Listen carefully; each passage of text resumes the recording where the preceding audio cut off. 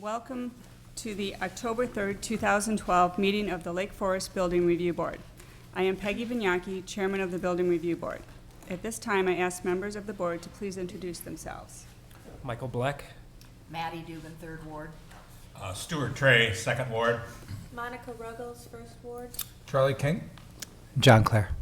And would members of city staff please introduce themselves? Megan Newman. Kathy Cernier. Thank you.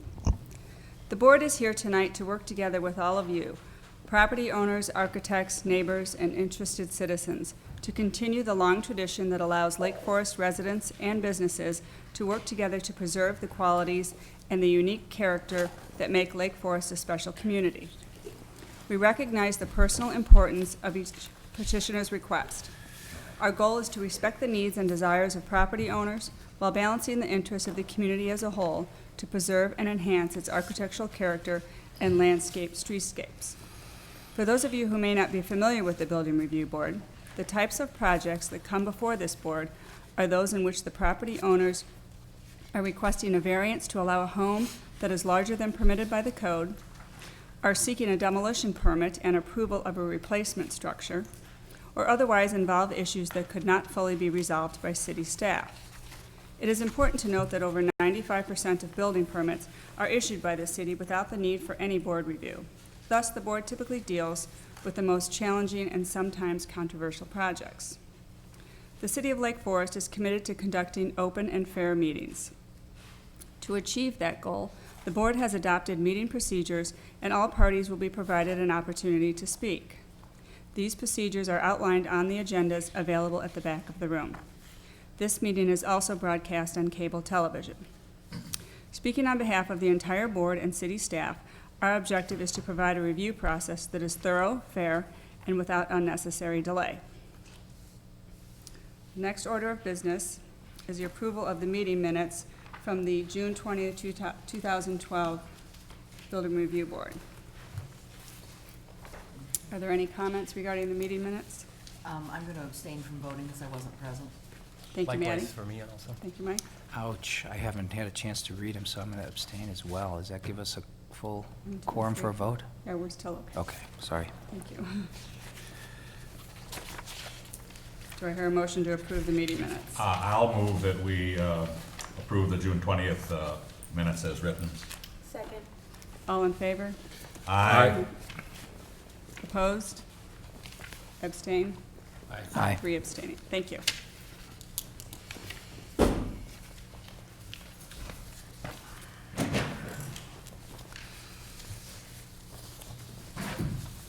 Next item on our agenda is a continued petition. A request for approval of a new single-family dwelling on a vacant lot located at 561 Circle Lane. The owner is Stephen Eisen, 561 Circle Lane LLC, with Representative Sergio Estenssoro, architect. Before we begin, do we have any members of the board who have any conflicts or ex parte contacts? Yes, Madam Chairman, I'm going to step away. I think I have a conflict on this one. Thank you, John. Okay.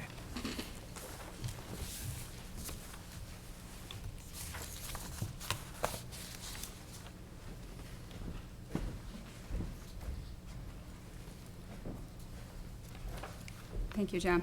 And for the record, I personally was not at the July board meeting where the original petition came forward, but I was able to view the meeting on TV, and so I therefore am able to participate this evening. Thank you. Good evening. Hi, good evening.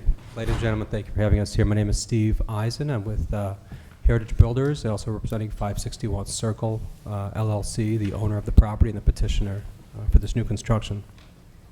We presented at the July meeting a plan to construct a new home, about 6,800 square feet on the first and second floors, 7 bedrooms, 7 full bathrooms, 2 half baths on the property. Ms. Newman articulated in her report last week with respect to our new plan, with which we've worked with the subcommittee over the last several months to refine our plans more in adherence with the Lake Forest City guidelines, more in tune with the English Tudor style that we initially presented. And I would like to propose, I have a massing model that I can pass around to you so you can see in 3D how the plans were changed, and also I'd like to put forward in front the original plans so you can reference the plans in front of you, and perhaps we can discuss exactly what was changed on the house and how we went about doing so. So if you could just give me a second.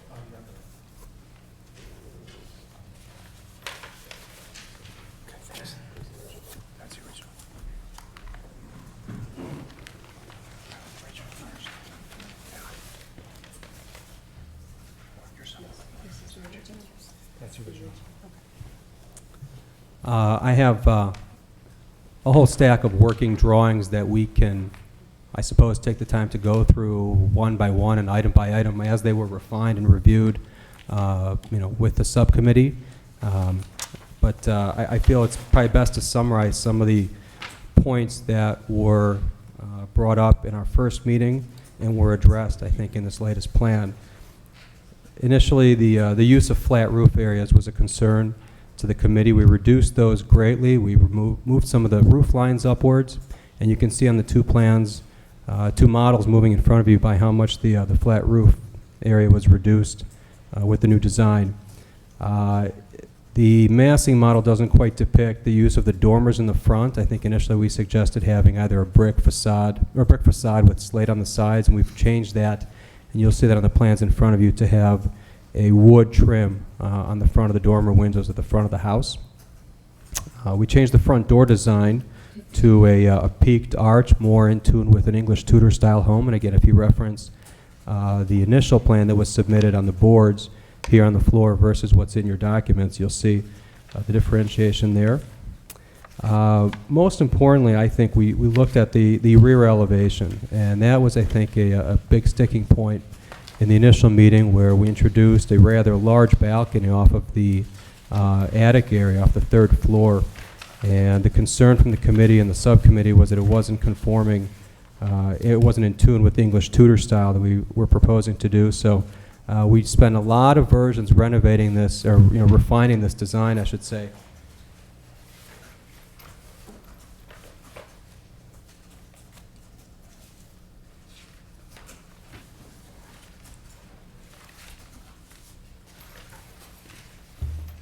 This was sort of one of the first working drawings where we maintained still that balcony at the top here, but we're playing with some of the roof lines over here with the gable and adding a parapet wall at the breakfast area, which ended up staying. I don't know how easy that is to see up on the screen, but there are many versions of this where between the subcommittee and ourselves and Ms. Newman, we worked through the design and tried to achieve what we think is the best adherence to the city's guidelines.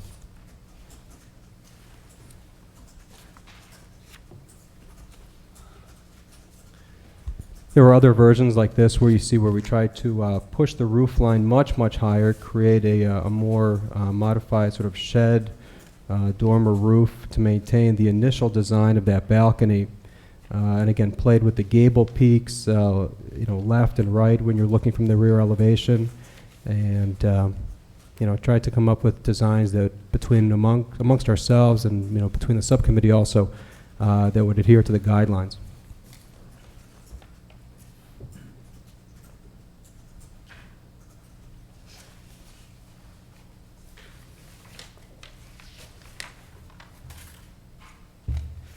This was introduced, I believe, in earlier mid-August, and if you look on the screen, some of the details on this particular elevation are starting to take shape. We're sort of moving towards what our current proposed design is, where we've got a larger gable at the right side, if you're looking from the rear, sort of left side of the house, sort of depicting the English Tudor peak style. We reduced a lot of the windows as you moved up the floors in the house. That was one of the initial concerns also by the committee back in July, that the sizing of the windows wasn't maybe proportional as the massing and simplicity went higher up with the house. We created these arches off the porch, and this was, I think, a defining moment in sort of trying to tie in a lot of that rear elevation design. At this point, we're still wrestling with the use of the balcony and potential parapet type walls, English Tudor type walls, to achieve this design. In the end, I'm going to jump to what we think is basically the conclusion, hopefully, the design that we're presenting at this point.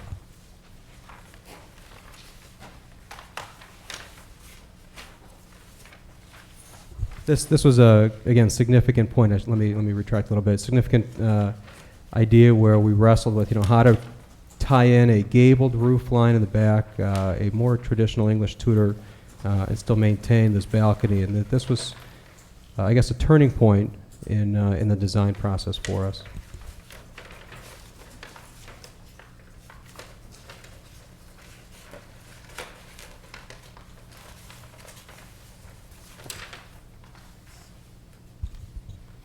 Again, I don't know how clear that is to see with, but that is the end design. And so, from those iterations, from wrestling with the gables in the back and the balcony and the roof lines and the taller roof and eliminating the flat roofs and playing with the calculations of the bulk and massing and so forth, this is really sort of moving towards that the design on the rear elevation. This is really the key. In addition, we're using a lot of the second floor windows, pushing them up through the roof line along the left side here when looking from the back. And this was an element that we discussed with the subcommittee. There were a couple different versions of the roof line and how those windows interact, and this was the design that we chose to go with.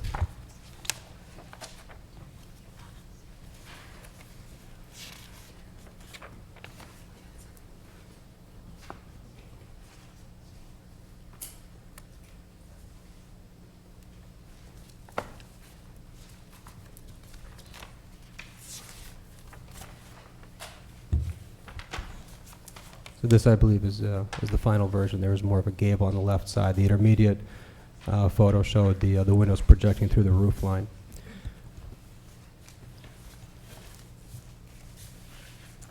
One other piece of evidence that I turn your attention to is the engineering plan, and that's shown here at your far right, closest to me. And I've shaded in yellow the additional drainage path that we've added. One of the neighbors had a concern, the neighbor to our west had a concern with drainage on our lot, considering the new footprint of a house.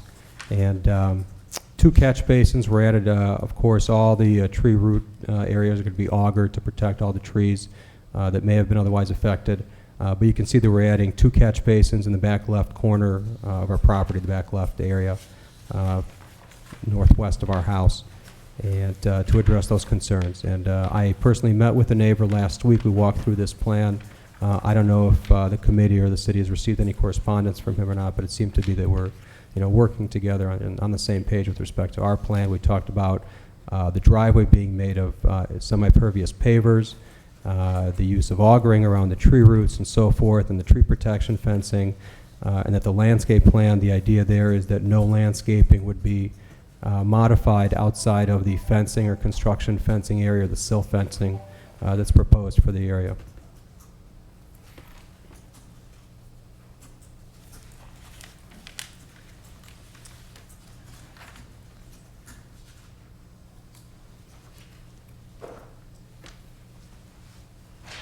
If you look at your drawings, and if you look at the right side elevation, there was also a fair amount of changes on the right side that we worked through with the subcommittee.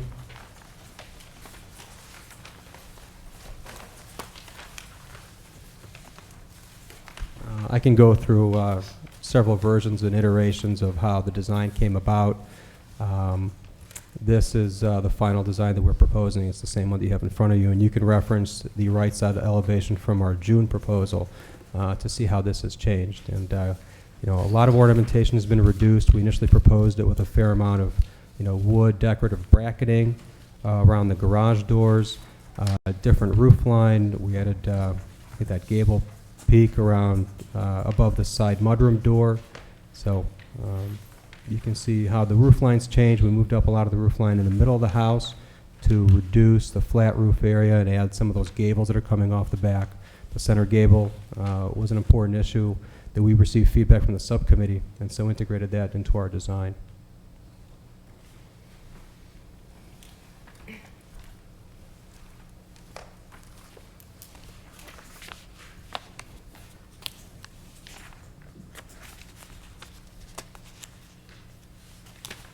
As Ms. Newman's report points out, I'm sure you've read this, but the request proposes to construct a new single-family residence and garage in full compliance with applicable setbacks and building scale requirements. And I would turn it over to you for any questions or concerns or comments and open discussion. I have all the exterior materials that I can present again. I think we went through this in the past, but I'm happy to bring them up if you think it's worthwhile. Thank you. At this time, we will have staff make their presentation. Thank you, Chairman. As was noted, this petition was before the board previously at the July meeting. The board appointed a subcommittee at that time to review revisions with the petitioner to get to a point where the project can come back to the full board for consideration. At this point, staff does support the project and is recommending approval. It does appear to meet the design standards in the code. As was noted by the petitioner, this is a project where the subcommittee and the petitioner really looked at all 4 elevations consistent with your design guidelines and your standards that you're using to review projects, noting the importance of applying a single architectural style to a residence, as well as looking at the detail and the massing to really simplify and bring a more cohesive design forward. As this project moves forward through the permitting process, I think the success of the project will be in careful protection of the site in terms of the mature trees, the drainage, the grades, and really looking carefully at the grading plan and making sure that the plan does meet all the standards from an engineering perspective. I think the petitioner noted that they're willing to include the use of a pervious paver as part of their petition. I think that's a great idea. Anything that can be done to relieve some of the runoff and impervious material that's being proposed on the site is always a good thing. We have heard from neighbors immediately after the July meeting, just expressing concerns for drainage, for the trees, for construction traffic. And I think as this project goes through the permitting process, those issues will be resolved. So I'd be happy to answer any questions that you may have. There are several conditions of approval noted in your staff report that are recommended this evening. Thank you, Megan. We will now take it to the board for any questions or requests for clarification to the petitioner or to staff. And I'd like to have our board members who participated in the subcommittee offer us some feedback first, if you would, please. I believe both Monica and Charlie, is that correct? Thank you. Sure. Well, we met with the petitioner 2 or 3 times, I believe, over the summer, and they actually did a great job of, coming back with different ideas and trying to, make the project more consistent with the Tudor style, which is something that I think as a board we can look towards, that a project is, as Megan says, cohesive and relates well to the style. And I think they did a fine job of doing that. I think the elevation that we focused on the most was the rear elevation. To myself and I think a number of other of us, that seemed a little disjointed, didn't really seem too Tudory. And they really came back with a project that's more simple in massing. The rear elevation now has a hierarchy to it. The room that they really want to highlight, that 3rd story, and the family room does look like it's the most important element. And then they brought down the left-hand side to a more human scale by, punching the dormers up through the roof and just creating a nice, picturesque, asymmetrical, elevation, but yet, in the Tudor style. So, and then the right side elevation, that also was a little disjointed, and they went to, they brought the eave lines, consistent, and changed it a little bit there. So overall, I think, I think that they worked well with us and understood that we were really looking for a cohesive project on all elevations, and I think they did a good job. Thank you. Yeah, I agree. There's nothing much to add, except I think they should be lauded for their efforts. They really did go the extra mile to try to incorporate some of our ideas. Okay, thank you. So we can start with any questions. I'll just start with one right away. You had mentioned that you had added 2 catch basins. What does that tie into? What does that drain to? And are they just catch basins, or do you have drain tile throughout the property? Or It's connected to the city storm sewer. Okay. The original design already had city storm sewer connected towards the street, so we simply extended the amount of storm line drainage. Okay. Originally, if you look at the plan, the yellow was not there, so it ended in the sort of northeast corner of the house. We extended it across the west side of the backyard to add 2 catch basins at the west side. Okay, thank you. I have a question on the same thing. These catch basins are not on, they're not included on our grading plan, are they? Yes. Yeah. Or they are? Okay. I'm sorry. Then I have a question for staff on that. When would something like this be submitted to the city engineer? The grading plan would be required at the time of building permit application. At the time, okay. So that's when the city engineer would look at this to determine if this is adequate or not adequate. Is that correct? That's correct, and if additional information is needed to clarify or understand the project, that would be requested. The gentleman that has written the letter, I think quite a knowledgeable letter, and I think he's lived with this for a while. Would he be brought in on this? On any of this approval, or? We have in the past invited neighbors to participate in some level of input for projects like I mean, this. he has some serious concerns and has lived with this 12 years. Right. And probably spent quite a bit of money on it. So I my think that- concern is that, does he get a chance for, and then if it doesn't work, where is he? Right. We certainly do have a list of those concerns, and we'll make sure that they are addressed at the time of permit. Okay. And I would just add that there are times when neighbors do have concerns about drainage. The drainage plan, the grading plan, that once it's submitted to us, it is public information, so those can be released to neighboring property owners. In extreme cases, we have had neighbors hire their own engineers to do a third-party review. So all of that is possible Okay. at the neighbor's discretion and at the neighbor's cost.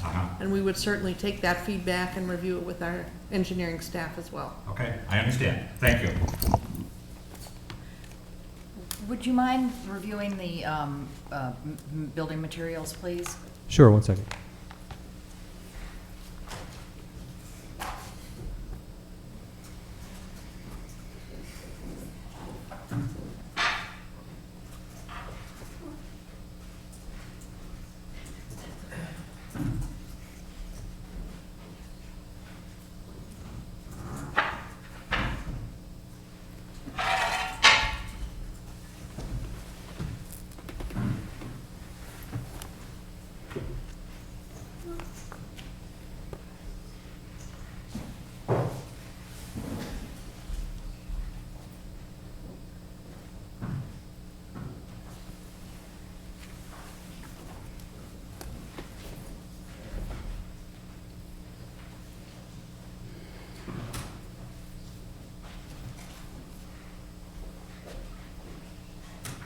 Sorry.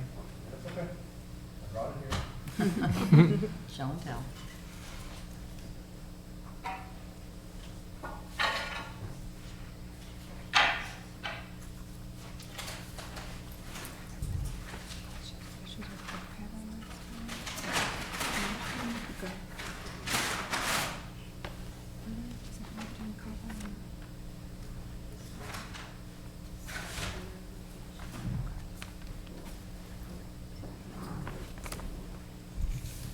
So this is the brick and mortar that we proposed for the exterior of the house. You see that in the finished palette.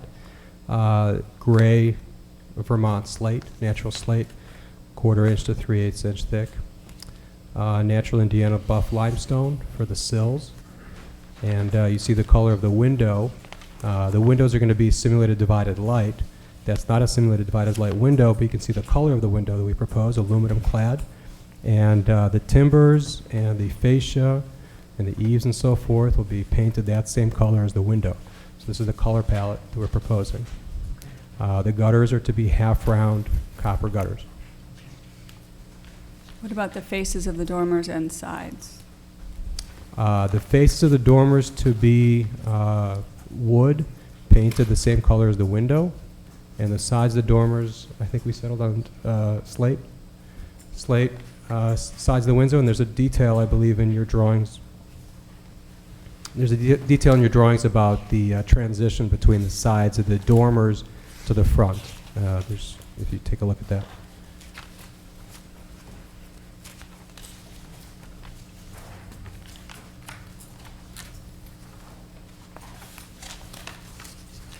If there's not, I have it here and we can share it. It's kind of difficult to see on this, but I think it was in with the plans.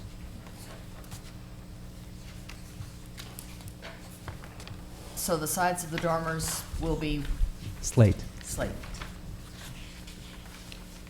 Thank you. Couple more questions on drainage.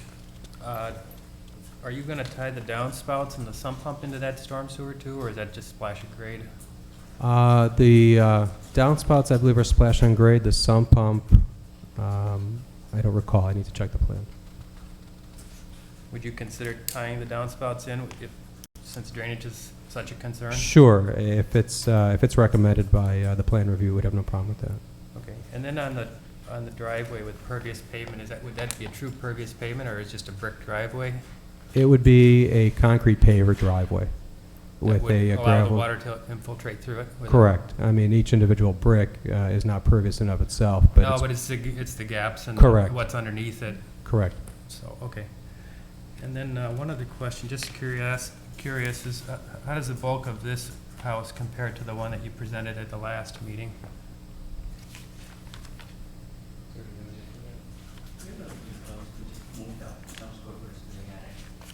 Yeah, I think overall it's very, very close. Thank you.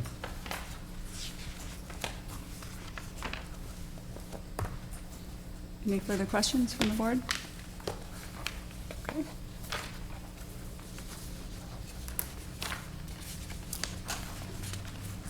At this time, we would allow public testimony. So anyone from the public who would care to speak, please step forward. Please use a microphone and state your name, please.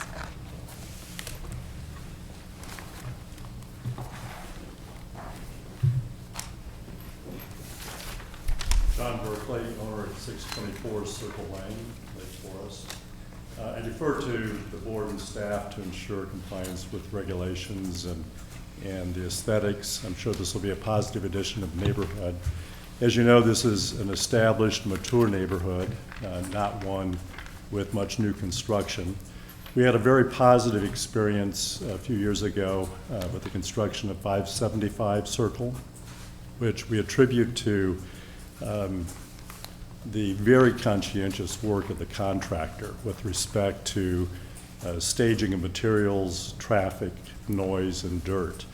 And would like to request that the board amend the recommendation number 5 to address those same considerations. For example, we might say a plan for the staging and storage of construction materials, including off-site storage as appropriate, personnel and equipment, so on and so forth. And then in the last couple of lines, so that the neighborhood is maintained, that congestion on streets, noise, and dirt are minimized, and that trees and vegetation are protected. So essentially, provide some assurance that traffic, noise, and dirt from this project are minimized to the extent possible. Thank you. Thank you.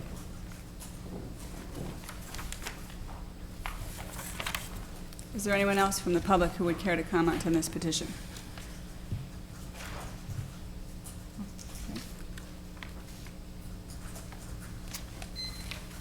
Seeing none, would the petitioner care to comment?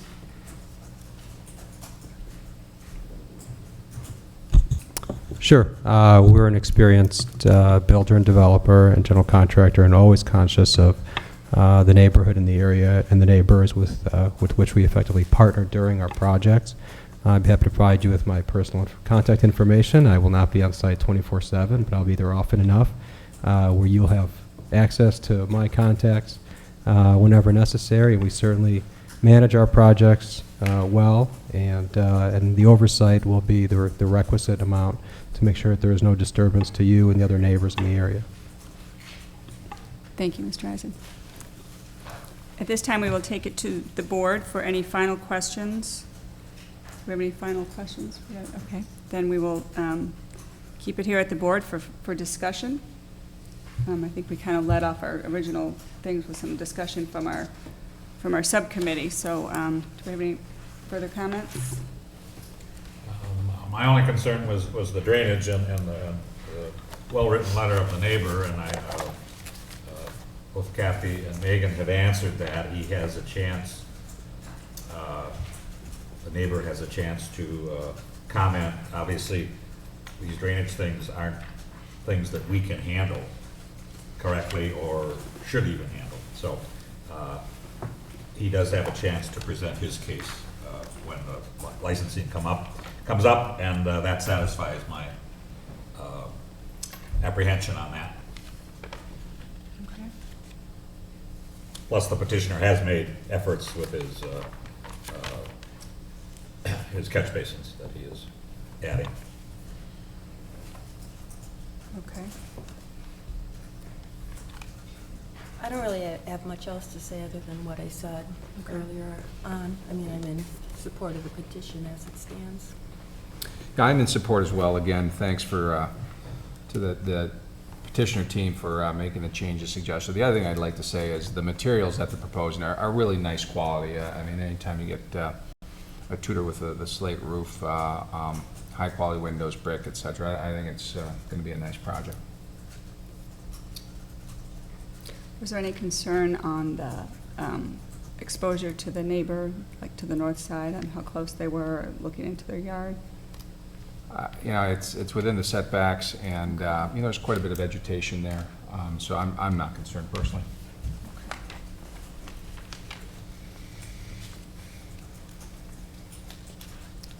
Do we have a landscaping plan attached here?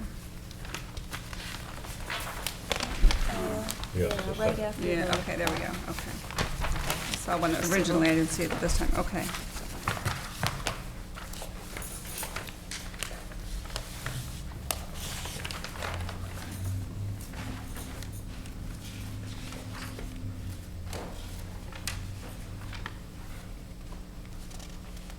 I think it's regarding the public comments on just extra care in the construction phase. I think it's fair to just ask that they make they address those concerns added to our requirements. We could do that in point 5 of the amending point Right, 5 of right, the yeah. city's recommendation. I think that's fair that since it was addressed, we can modify that to cover those requests. Okay, do I hear any further comments? Excellent. Would anyone care to make a motion regarding this petition?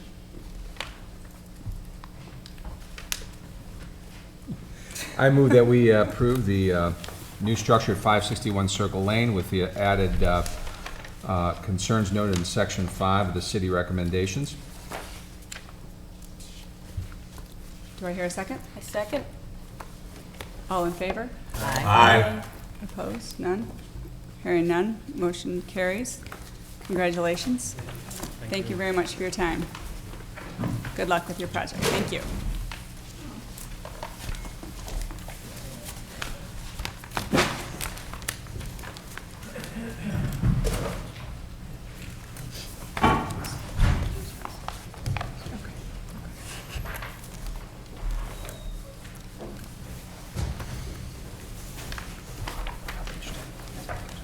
While we're changing shifts here, I will introduce this next petition.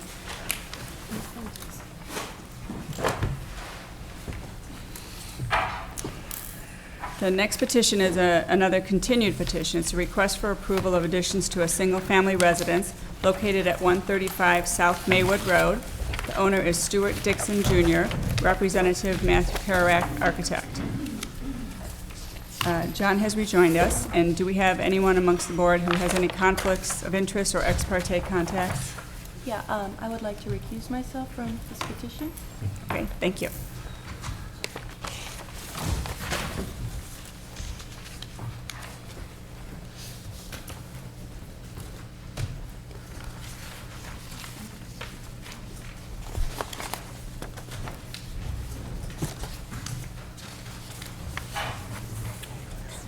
Yeah. Thank you. Very much. Thank you.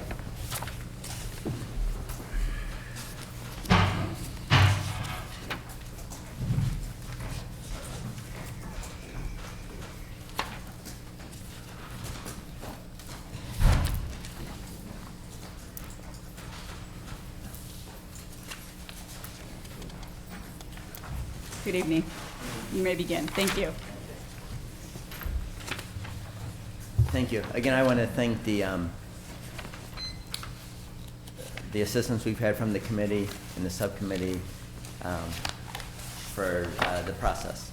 They spent a lot of time on this, and I appreciate that. This is a continuation of our proposal from the August meeting.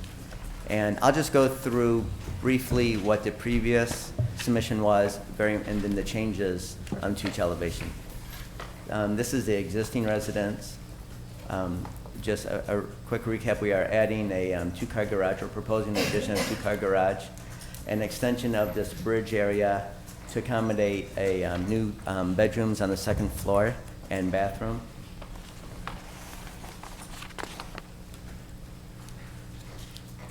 Our original elevation showed the massing of the two-car garage and then a covered porch with an arch entry and an addition of two dormers at the addition of that bridge area.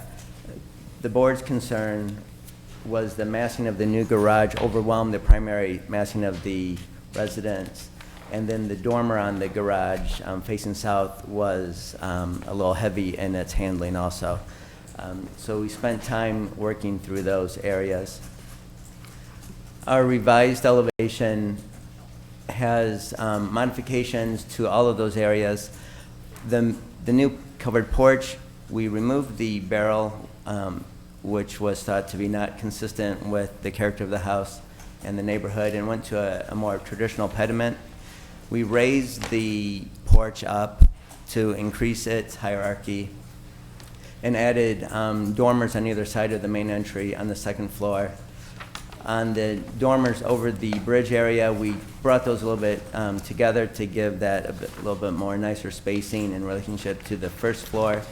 And on the garage elevation, we broke up the massing by providing an overlay gable on the one of the single-car garages to the north, and then enlarged those from an 8'8" to an 8-foot and 9-foot wide garage doors.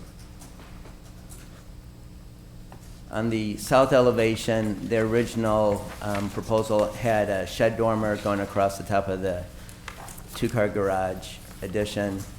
There was concern of the massing of that. We were trying to maintain the livable space inside that new area. Working with the subcommittee, we created another overlay gable on that elevation to bring that massing down and to keep that idea of the gable moving across the elevation of the residence. At the rear of the residence, we had a new shed dormer for a new bathroom. Concern was having that, again, up keeping with the spirit of the house.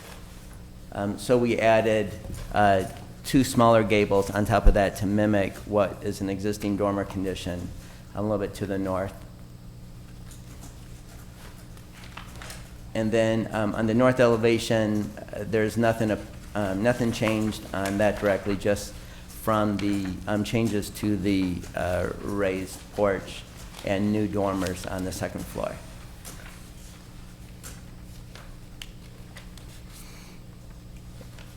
I do feel that we worked with the subcommittee to keep what their concerns were and maintaining the spirit of the guidelines set forth from the Lake Forest guidelines. And if you have any questions, I'm more than happy to answer those. Thank you very much. This time we'll have staff present this petition. Thank you, Chairman Vignocchi. This petition was actually a really challenging petition, given the desire to expand the house and maintain the quaint appearance of the existing structure. Sometimes when we get smaller structures, the additions tend to be more challenging in how the mass is articulated. I think the architect was able to break up the massing and really keep a human scale to this project, despite the large dormer and despite the increased size of the two-car garage. By working with the subcommittee, this project is more consistent with the residential design guidelines. Can't remember the month, but this project was before the Zoning Board of Appeals, and the board was supportive of a front yard and side yard setback variance. They are recommending approval to the City Council of those variances. And I think with these modifications, given the board's input on the setback of structures. I think this is consistent with the standards that the Building Review Board is using as well. There are some conditions of approval in the staff report. I'd be happy to go over any of those, but we are recommending approval of the project at this time. Thank you, Megan. At this time, we'll take it to the board for any questions or clarifications to staff or to the petitioner. And our board members, Claire and Trey, were part of the subcommittee, so maybe you could lead us off with a little. John, why don't you Surely. give a presentation? Yes, again, commend the petitioner. They worked diligently to kind of massage and focus on the elements of design that basically revolved around the scale of the addition, particularly the south elevation where the garage felt like it was overwhelming. And then the hierarchy of the main house, which, as Matt mentioned, raising up the covered porch that's on the front and giving a little bit more prominence to that entry, so that it didn't overwhelm that secondary entry into the family room below. And then we just slightly massaged some details regarding the dormer in the back and the overframe gable on the side, but it focused again on scale and the mass of the project. And I think we've done a nice job of breaking that scale down sufficiently to really keep that colonial cottage feel that the house originally had. So I think it turned out to be a nice project overall, and I look forward to seeing it built. Thank you, John. I have couple comments. I agree with all that John said. I was on the subcommittee, and one thing that architect did not mention, I don't believe, he did on the side dormer that was going to have two bedrooms. He did lower the roof line slightly on that, about as much as he felt that he could go and still provide headroom, and then broke up the mass of that with the pediment or the dormer that sticks out. It's just mainly to fool the eye, and then the 9-foot garage doors, which allows them to get a full-size car in there without tearing the mirrors off. So I think also it's turned out to be a very nice project. I commend the petitioner and the architect for working with us and responding to what our thoughts are. Thank you, Stewart. Madam Chairman, there's one question I had to the petitioner, and Please. it had to do with the treatment of the upper edge of the bay windows. And in particular, if you look at the north elevation, Matt, you can kind of see that there's this space above there. And I don't know, it doesn't show too well there, but in the package it does.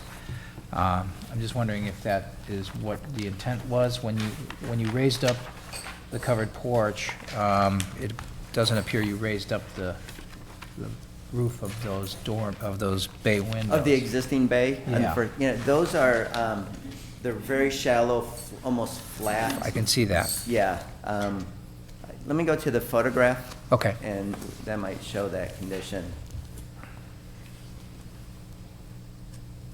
Yeah. So I think the idea would be to just bring those up to the underside of the new porch, so there wouldn't be a gap between the two. So, different than the drawings that I'm looking Yes, at, there would right. be There would be a- something done it up would there. be- What that's would correct. that something consist of, if we It could would be clarify that? the same material as the fascia material. I think what we do is we just bring that, create the same detail. And just wrap and that wrap it up. along the top. Correct. And that looks like it's got a few, at least 2 layers of overlapping That's correct. Right, it'll be material. at least a two-piece, right. That would be up here. Thank you for pointing that out. Surely. And as that meets the ceiling, and I guess I'm assuming it was a beadboard ceiling, is That's that correct? As that meets the ceiling, is there a molding treatment done up Yes, there? we'll have I don't know if it's a crumb, but we'll create what's consistent with the residents. Okay. To tie that in for that Okay. edge condition. That's good. Thank you.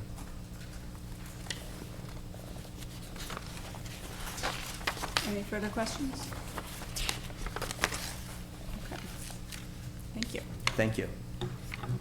At this time, we would hear from anyone from the public wishing to speak on this petition? Hearing none. Does the petitioner have any final comments? Okay, thank you. Board, any final questions? Okay, let's take it back to discussion amongst the board then. I think looking at the drawings compared to the first time this came before the board to this, I think the refinements make it look really nice. While some of us liked the bit of the barrel vault in the porch, the modifications seem much more consistent. And the adding of the dormers, I think, looks really good. So I think it's a much improved looking structure. I would agree. I think it's an improvement, and I think it'll fit nicely in the neighborhood and stay true to the original feeling of the house. Yeah, I can support the plan, and two things, I noted that the east elevation, we didn't talk about it, but they added 2 windows behind the garage, which I think helped kind of breaks up that facade as well. Right. And I think that was one of our suggestions, so I appreciate that. And that 6-inch bump out, I think, helps as well, just a little detail on the garage, breaks up the massing, so this is an attractive design. Right, and I think it's, you know, that the rest of the house no longer looks subordinate to the garage massing, so I think it's, it looks nice. Okay. Any further comments? All right. Would anyone care to make a motion regarding this petition? I'll do that.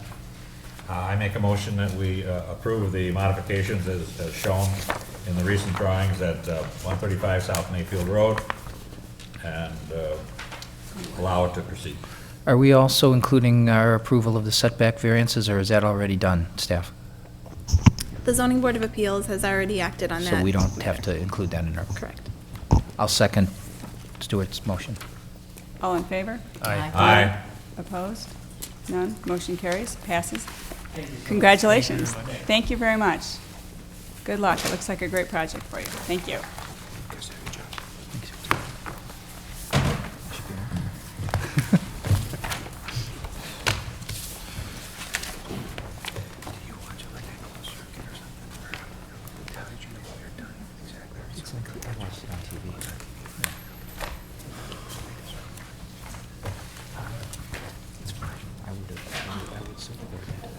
There's a few quality tweaks, but that heads to the romance of that style a little bit.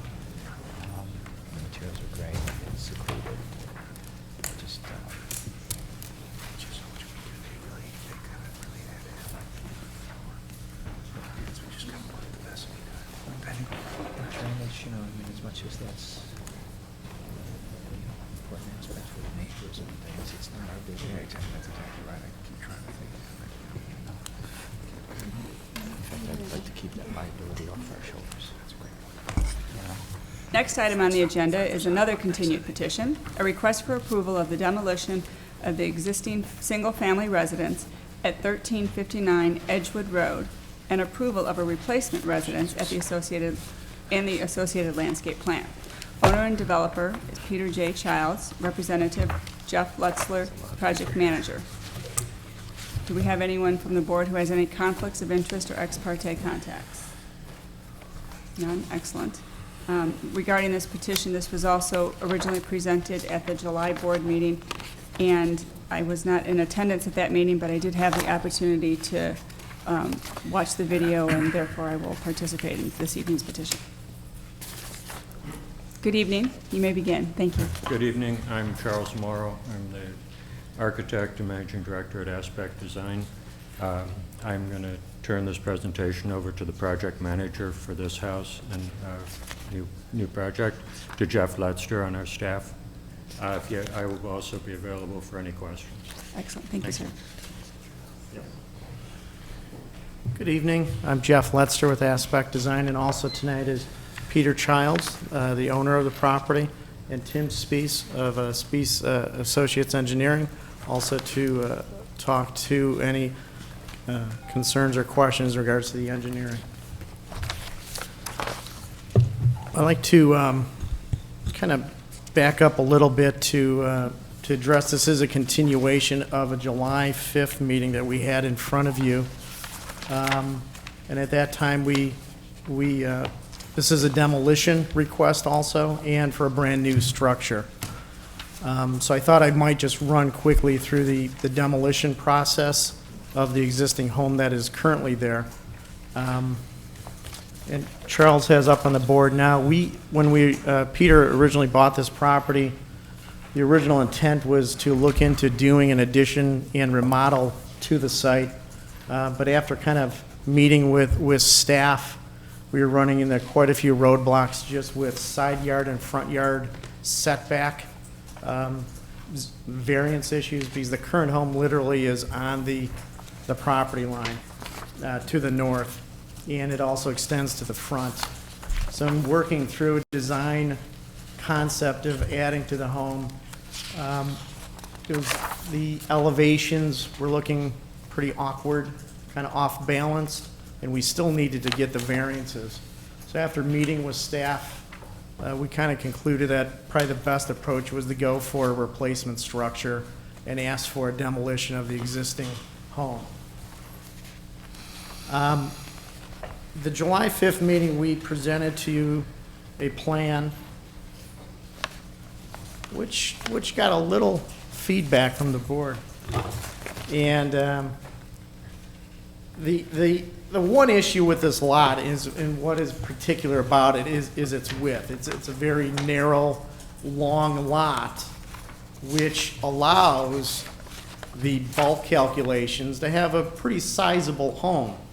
Unfortunately, what that does, though, with the width and to put it into correct side yard setbacks, Charles, if you could go to, let's go to our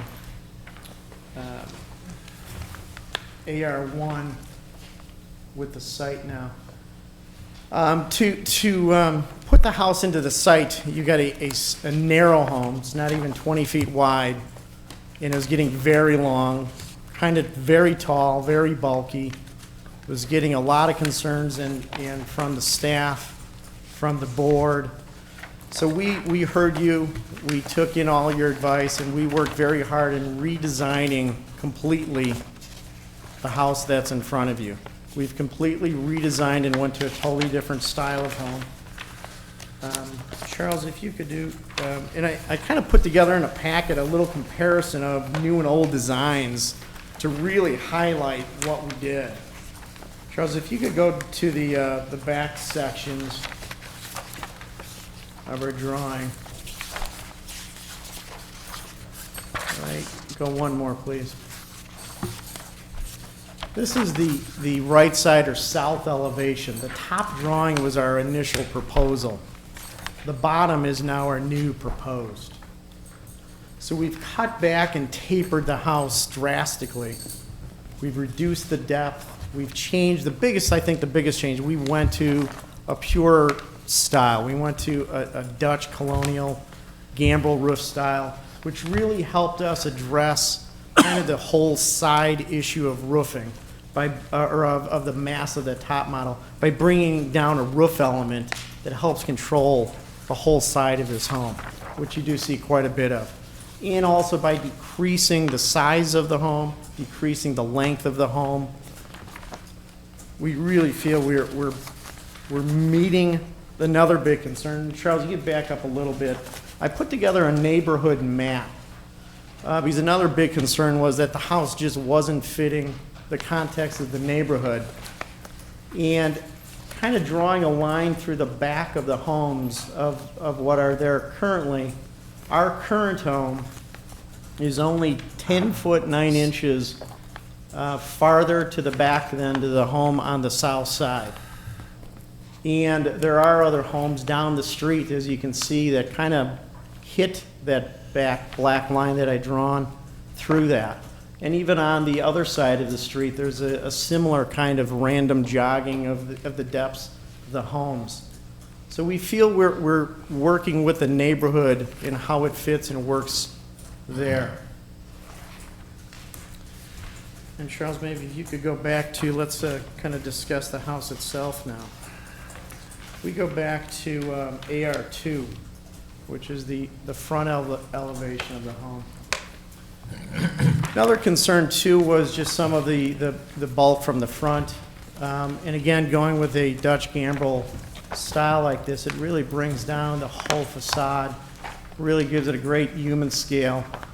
One element that we did change from the previous submittal, we had a front porch in the house, and we actually even had the house set back a few feet from the front yard setback.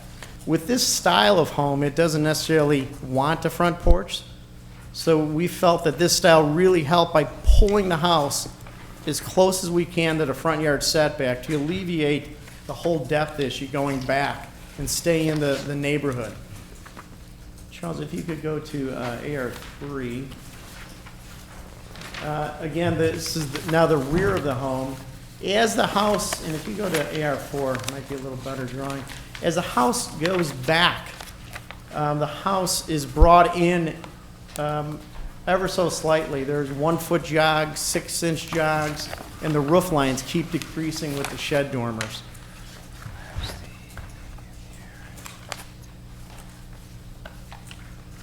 Another issue from the initial submittal, Charles, if you could go back to AR1, please, the site. There is currently a detached garage on the home now, which in this drawing is depicted. It's literally right across from the neighbor from the north. Our original proposal had our garage all the way back to the property, but there are 2 very nice trees there.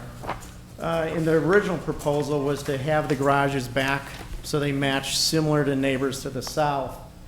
But to keep those trees, and also another concern was the pervious areas and drainage.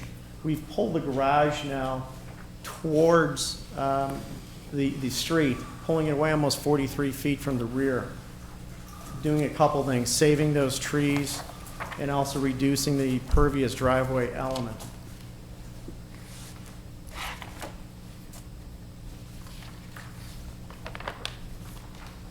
The house itself would be cladded in a hardy board siding. It'd have architectural grade asphalt shingles, which we do have.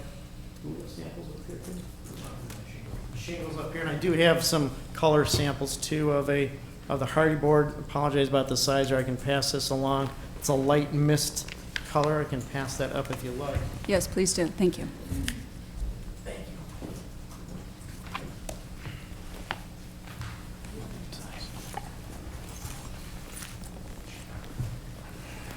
The chimney element in the back would also be a like a Chicago Common brick in the rear elevation, which is on AR3. Charles, can you go to AR3, please? There, the whole back brick chimney.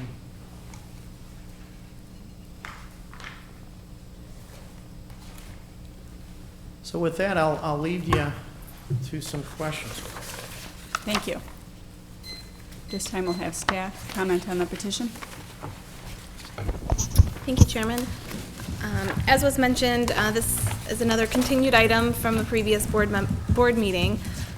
Based on the input received at that meeting, the petition has been revised significantly and is essentially before the board as a new petition. It's a new design concept and a new style of architecture. And I think in general it's consistent with the direction that was provided at the previous board meeting in terms of reducing the length and starting to apply an architectural style to the design. I would say that the project could benefit from further refinement of the front massing and articulation of the roof forms on the front, and I welcome the board's comments on the design of the replacement structure. There has also been a lot of neighborhood input on this project, as was heard at the previous meeting, and throughout the couple months that this petition has been, or the petitioner has been refining the project, there continues to be neighborhood interest in the project, in particular the amount of impervious surface that's proposed, the size of the structure, and the drainage. Again, similar to the first petition we saw this evening, one success of this project is going to be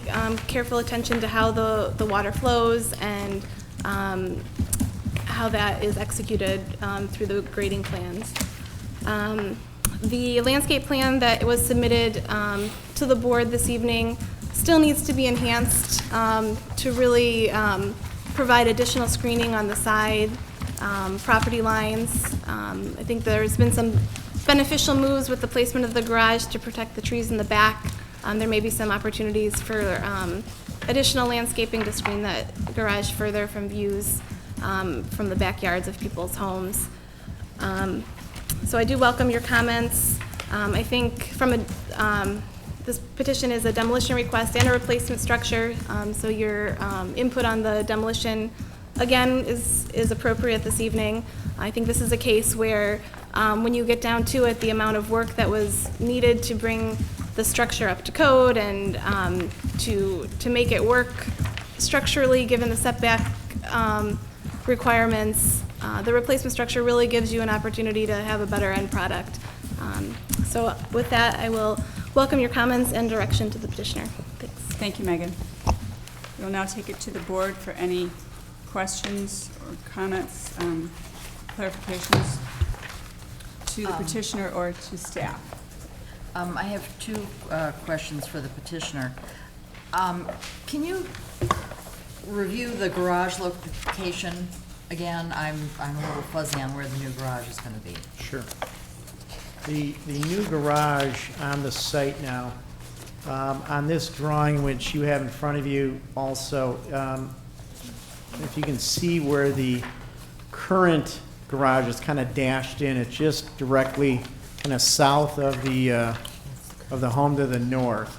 Okay.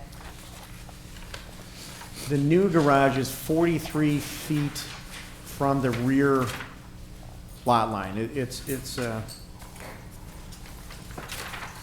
farther, or its closest point to the rear yard line is 43 feet. And then the garage itself, actually we even minimized the garage from our last presentation. It's actually 22 by 22 now, where before it was 24 by 22, because we've even made that smaller. And a couple of the big reasons there where there's two major trees in the back that we're definitely keeping. And also reduction of the driveway element. And then will the gutters and downspouts on both the house and the garage be tied into the city, or are they to splash out on? Currently, they're splashed on grade. Would you consider tying them in if that would help alleviate any drainage problems?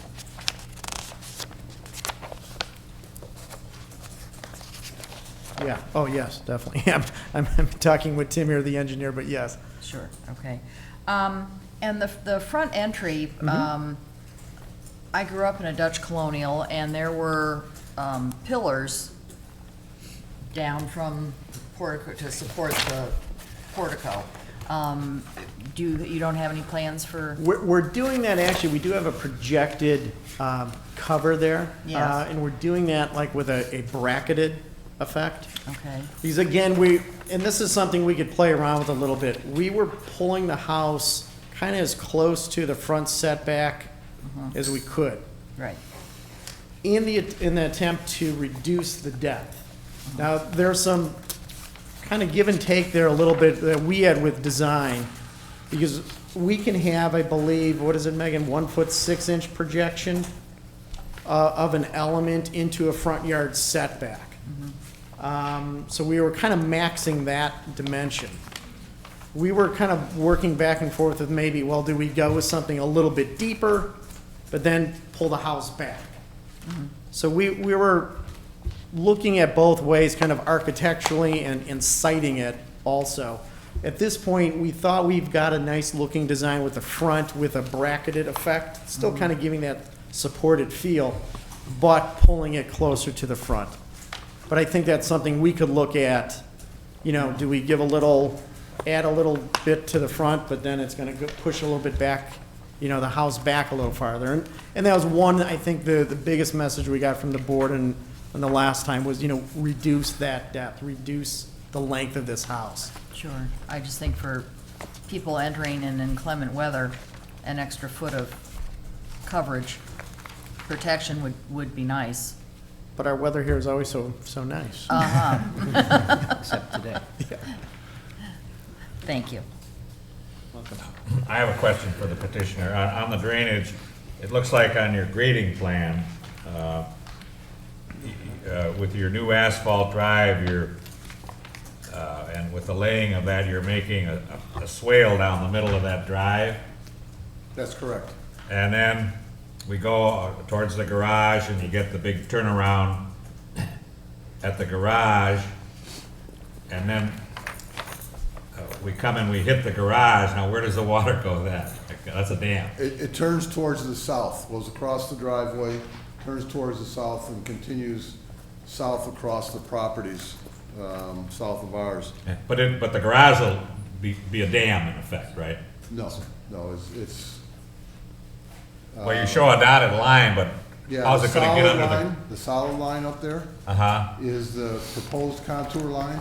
The I dashed see. line Oh, is I see. existing. Okay.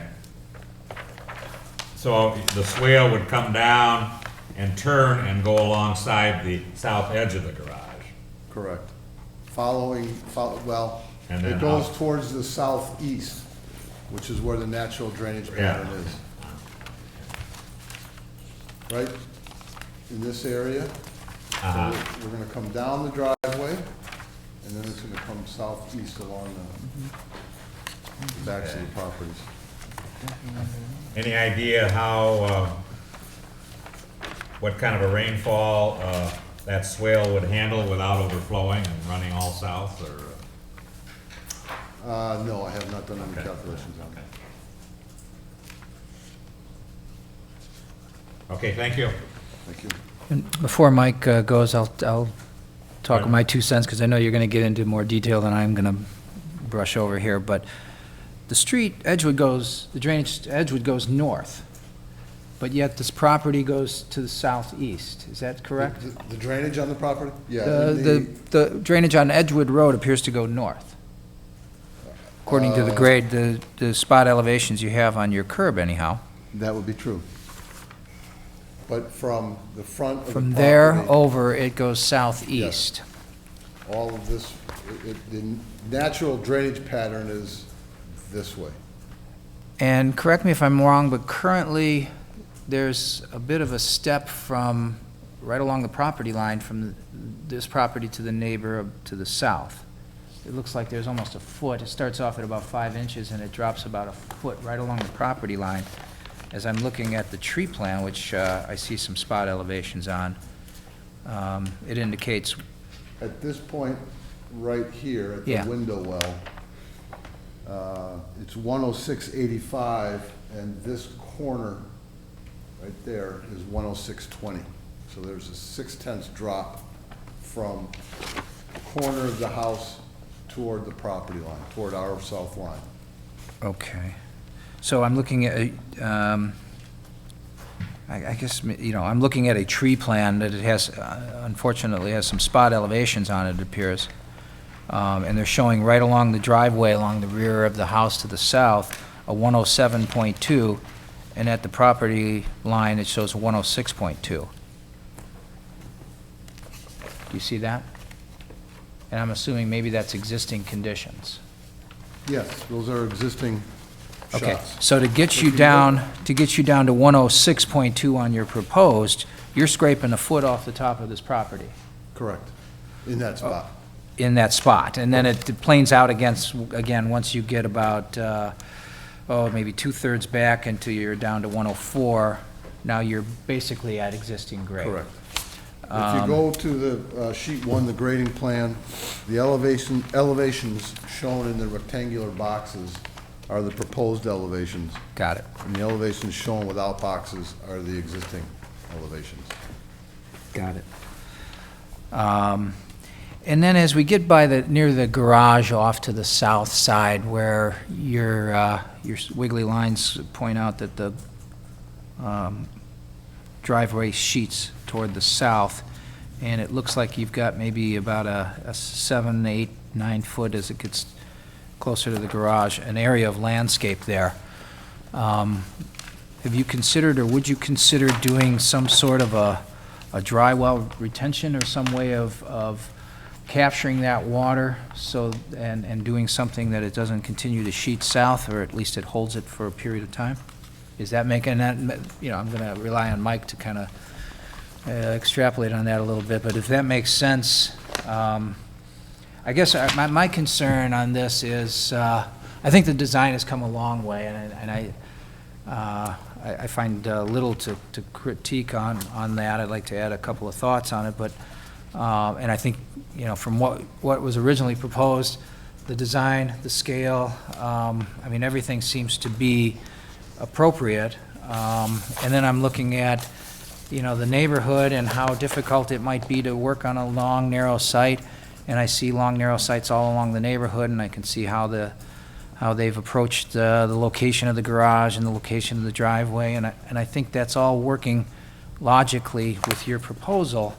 But, you know, as a steward of the neighborhood, I'm looking at the drainage as something that I'd like to try to improve if it's possible. So I'm throwing a question as a novice architect out there. Maybe Mike can go further, which is why I interrupted him when he was going to speak. But I think drainage is paramount to getting this past the board, quite frankly. And anything that can be done, I'd like to hear, even if it isn't part of your proposal. If you're thinking in that direction, you know, please speak up and Peter's let us just know. sort of nodded at me and said he's willing to consider that. And Mike, I'll leave it to you. Does that make sense? Well, that would help in certain times. Other times of the year, I don't think it's going to do a lot. Like if the ground is saturated, then it's not going to really give much help. What would be helpful is if they could tie into the storm sewer, but do you know if there is a storm sewer on Edgewood? I don't recall off the top of my head. Okay. Can staff address that? Do we know offhand?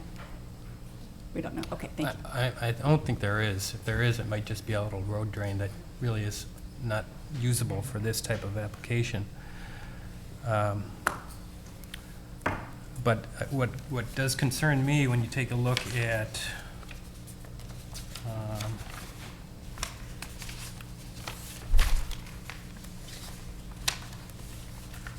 AR1, which is kind of gives you an idea of where the neighbor has their driveway and garage, and it looks like all that water is going to be dumped right to the west of their garage. We did talk last time about possibly using pervious pavement. What are your thoughts on that? That again would be up to the owner to decide if he wants to do that. Certainly it helps. Pervious pavement absolutely would help. And then I had a question on some of the grading on the grading plan where you show some existing contours. So that would be sheet 1.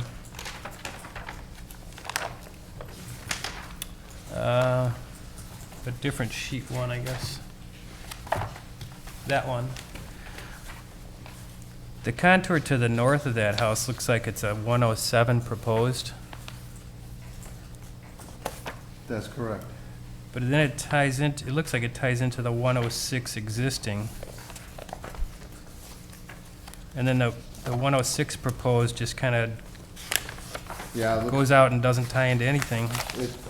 This contour line here looks like it actually should be pulled this way, about like that. The existing elevation on the property line right there is 107.0, and at this point here it's 106.1, so it looks like that existing contour line is inaccurate. So is that a 107 or is that a 106 contour, the existing? It's a 106, but it needs to be this way, where it needs to be. So then the 107 is The not 107 shown. looks like the 107 is missing, and it should, the 107 goes about like that.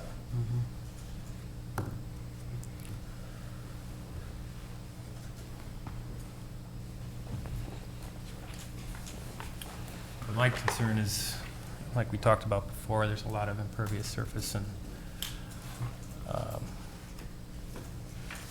Would it help, Mike, to have this driveway, as soon as it clears the house, to swing a little bit farther in toward the north to give it more pervious as it sheets to the south? I mean, at some point, it's got to line up with the garage. If I might add, the way we have it designed at this point, the existing impervious area on the site is 3,984 square feet. We're proposing 4,940 square feet of impervious area, of which roughly 380, this patio here, is brick pavers already. I'm sorry, could you say those numbers again? And can you, as you do that, is there a comparison to existing? Yes, the existing you. impervious area, Okay. that would be the existing house, existing drive, the existing Right. garage, measures 3,984 square feet. With this proposal, we're showing the total impervious area of 4,940 square feet. Out of that, roughly 380 square feet, which is this patio right here, is already pervious pavers. That's our intention. So does that pervious paver patio have some storage mechanism underneath it, or is it just a brick paver We on gravel? haven't designed it that way yet, but it does carry some natural, because you put it on a stone bed, and we can deepen that a little bit, so you get some voids in that stone. So you're gonna get some natural storage in there. And that 380 you're counting in your 4,940? Yes. Okay. How much is the driveway? I don't know. I don't have it broken out. Because clearly, as discussed before, and it's a hot topic here yet tonight, is the amount of impervious surfaces. And as we're looking at a possibility to mitigate that situation, you know, an obvious one would certainly be the driveway. Right. And you carried the driveway back further to the garage than it now exists, so. Yeah, certainly it's You're significant. yeah. And if it's all impervious, that's a lot of water dumped on the south side, to the south side of the neighborhood. Right. Okay. Further questions? One of the options that we could do is, considering that we're at 4,940 square feet under the proposed condition and 3,980 square feet under the existing condition, we'd be willing to add 1,000 square feet of brick paver in the driveway, create that pervious area, and that will give us a little bit more back to original condition, if you will. Certainly. So like a combination, Pardon me? at least 1,000 feet, or a combination of, you know, asphalt and pavers or something? Yeah, so Okay. if we took, I don't know exactly where it'll come out, but maybe Right. it's this portion of the driveway we make brick paver. Yeah, Right. that whole large mass, and then you probably swing some of the driveway too, you can break it up too, strips, Right. to mitigate the sheet drain going down. If I was gonna do it, I would take it through that low point, because the water is gonna be pitching back away from the garage. So you almost have to take it So to more right about this in there way? somewhere, Yeah, whatever. Do you happen to know where would be the low point in the neighbor's yard to the south? Is it farther from his house, closer to his house? I do have an overall that I printed out from Lake County, made some copies to show the existing drainage pattern, if I. Can you put it don't on have that it on. overhead projector?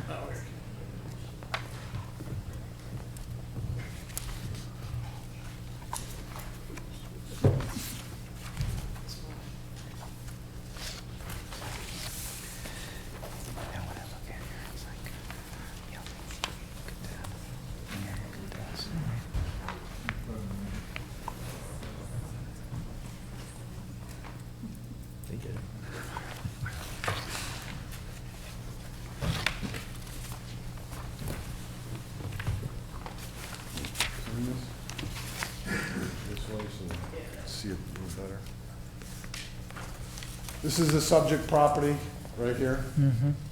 And as you can see by looking at these contours, these are existing contours. This is the drainage pattern as it exists today. So we're meeting basically the ground elevation at our south line and allowing it to pass towards the southeast. And that overflow goes to a pond, it looks like? Is that what that is? I believe that is, yes. And is there any communal stormwater situation that those 5 or 6 or 8 properties have a right to tap into? I'm sorry, say that again? Is there any communal stormwater underground that drains into that pond that these neighbors have the I don't opportunity? know that.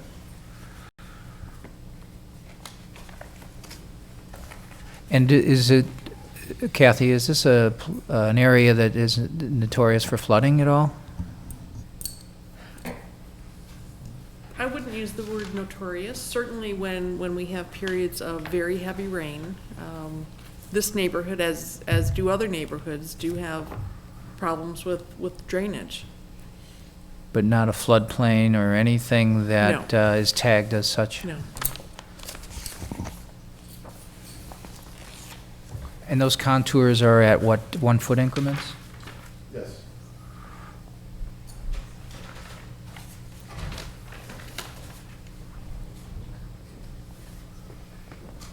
Okay.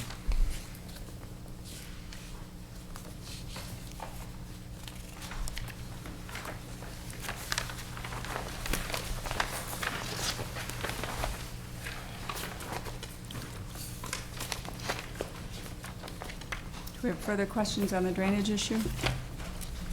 Okay. What is the bulk of this structure?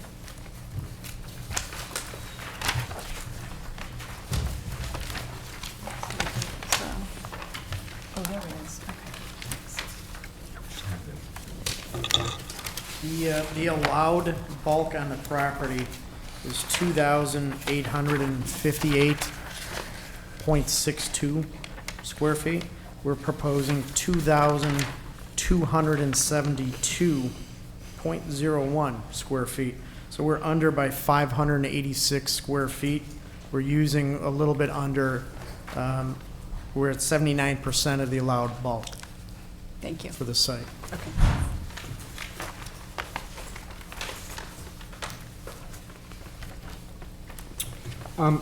Couple questions on the building itself. Maybe you could pull up the right elevation south, please, AR4.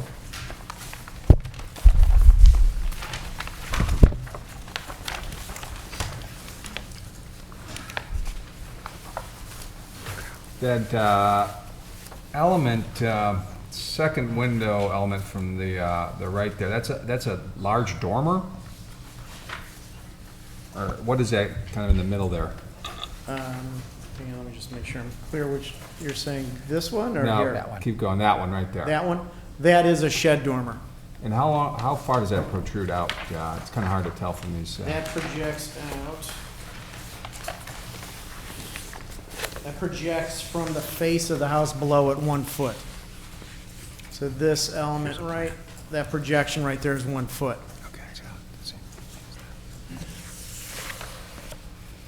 Does that seem in proportion to that, the rest of that facade?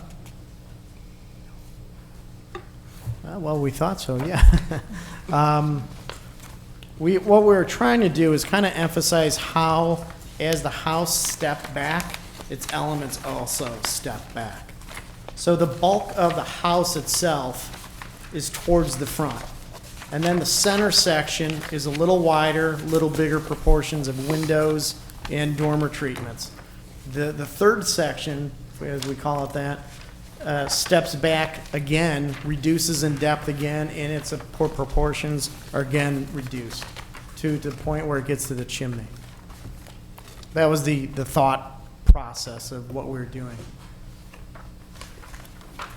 And also too, and kind of selfish reasons too, in there is the master bedroom suite to get enough light and ventilation just into that room also. We are kind of bound by certain egress dimensions too of windows. But the light and vent for that space was definitely important also. And then the garage, could you speak a little about the design for that? It says cedar shingles, for instance, on it. I imagine that's not, that's going to be asphalt shingle to match the house, I imagine. Yeah, if that does, that's definitely an error then, yes, I'm sorry about that. Yeah, the garage would be matching the home with hardy board siding and asphalt shingles. And the door itself, the garage door itself? The door itself, are we gonna stay painted on that? Painted? Yeah, that door would be a painted finish.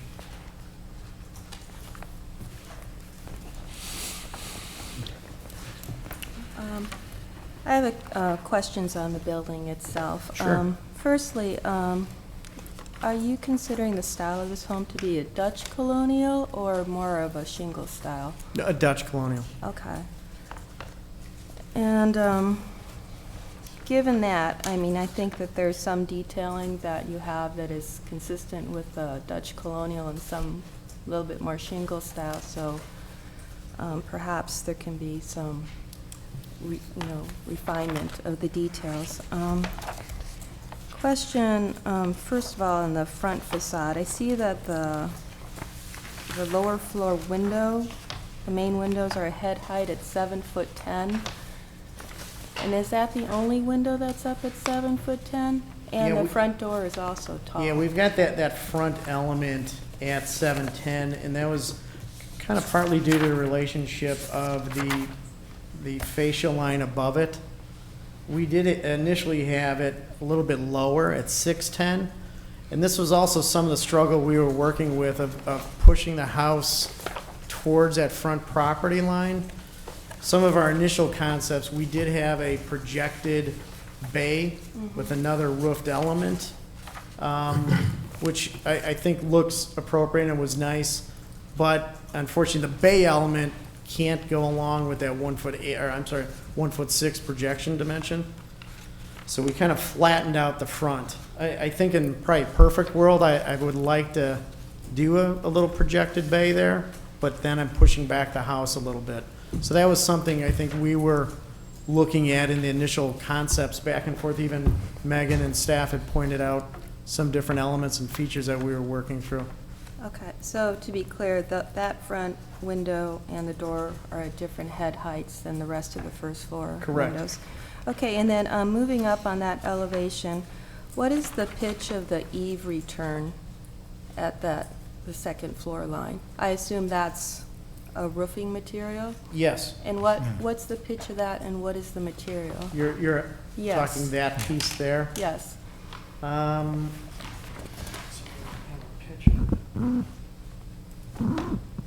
Charles, what was the 20 or 30 and 12 or something, and that's pretty steep. Like 30, 12? So, I mean, it's gonna be an extremely high Okay. pitch. And is that something that you feel is appropriate to the Dutch colonial style? I mean, That flare there, yes. but that extreme pitch? Yeah, because that's, actually, we can flare that a little bit slightly too. But, so, is that, if that portion is flared, and then it's going into just a straight pitch at the side roof? I mean, the rest of the gambrel is not flared at the side. No. Okay.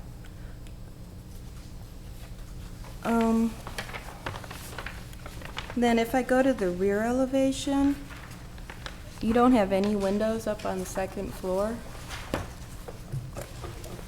Is that because of the design element in the interior? Yeah, one of the elements we were trying to keep was keeping the chimney centered.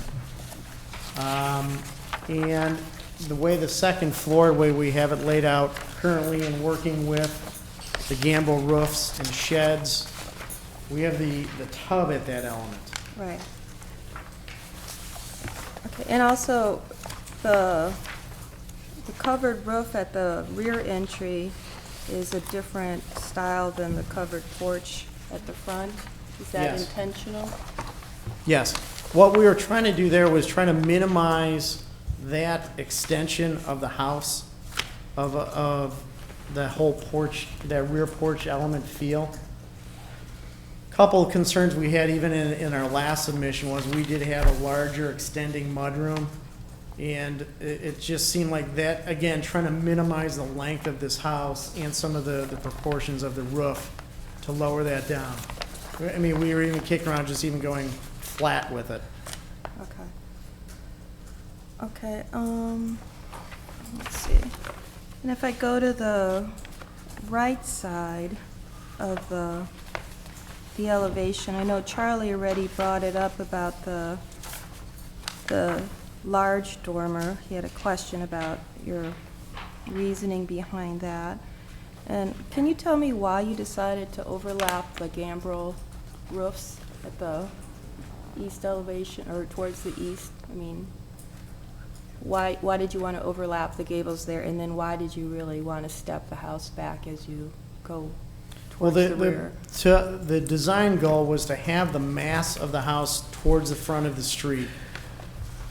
And then as the house progressed back, flip the roof and then start literally shrinking it. So it's stepping in and minimizing the roof and the dormer details as they went back.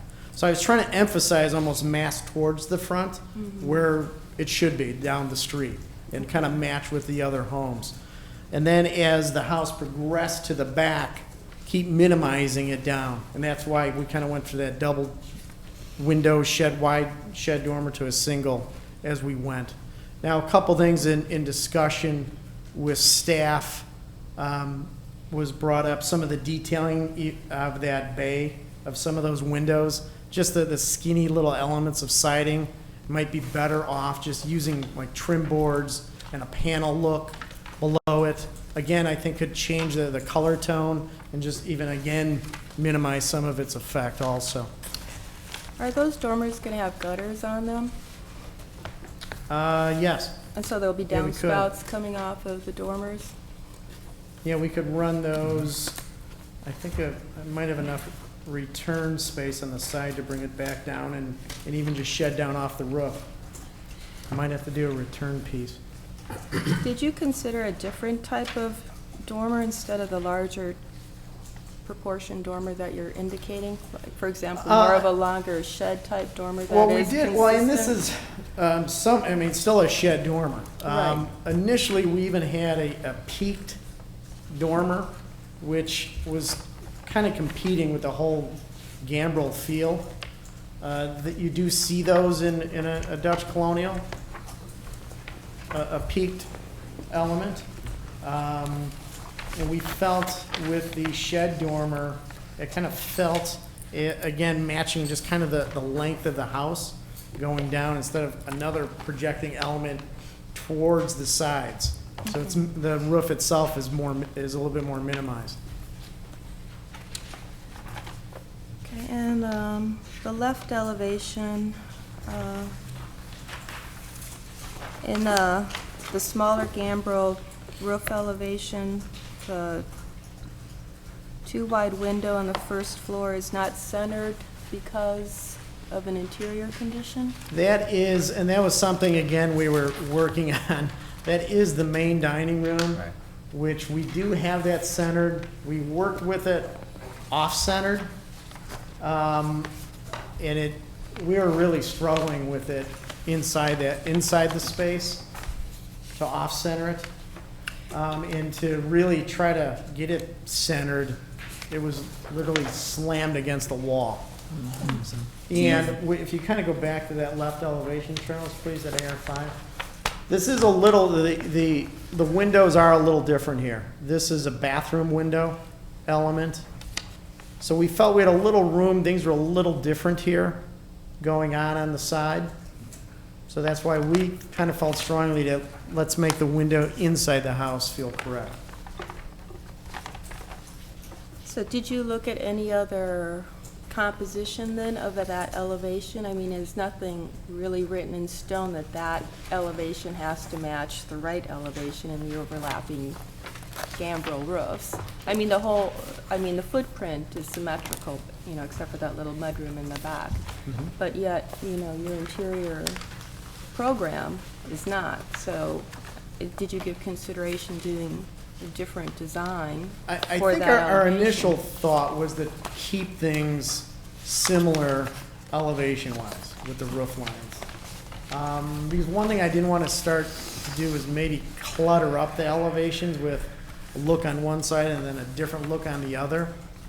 About the only thing, another thing we were considering was, again, do we even do another little bump out or a bay or something else with a roof to kind of break up that feel?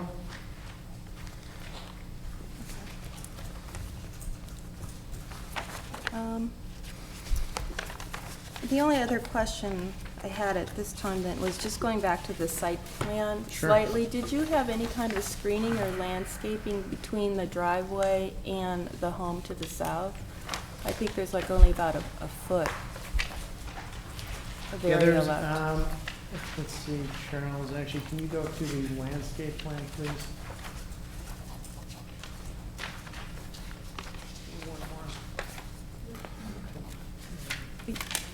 So you're talking right here? Right, yeah. Yeah, we've only have a foot there. And we do have some planting elements in here.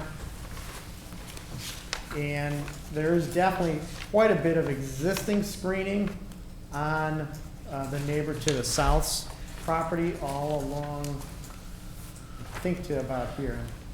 The neighbors here could comment on that, but I believe all here, there's actually a fence line here and existing screening. Is your proposed home as far north as allowable? Yes, Okay, within inches, okay, yes. thank you. You're welcome. I have a question for the petitioner. Back to the shed dormer on the left, on the north and south side, left and right. On the overhang, it's a 1 foot overhang, looking at your second floor plan, which is what, that's what the middle section is. Oh, yeah, like that bay projecting there? Yeah, and I'm wondering, why the projection? Could you not do a shed dormer similar to what you've done at the rear of the house, rather than have the overhang?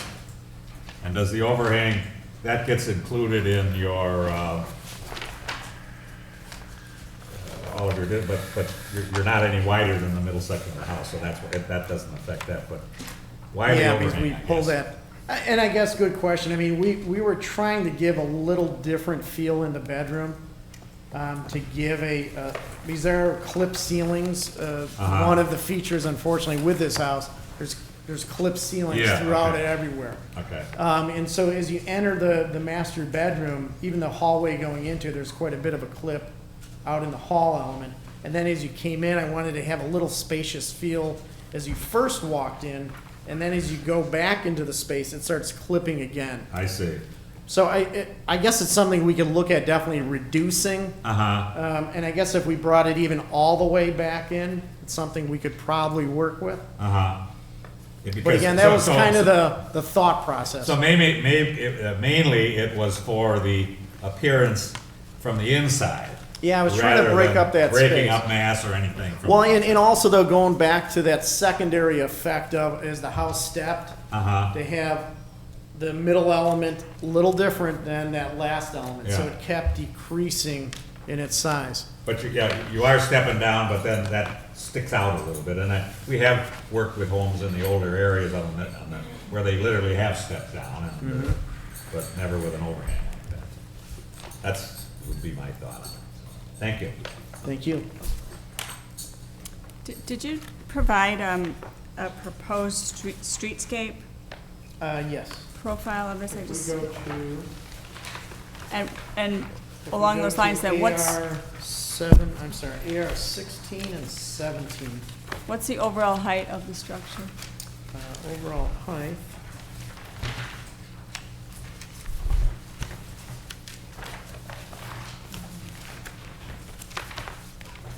The overall height from the grade at the home is 26 foot 10, and getting a little crazy with our CAD drawing, 13/32, give or take. Are you sure? Might be a 64th off there.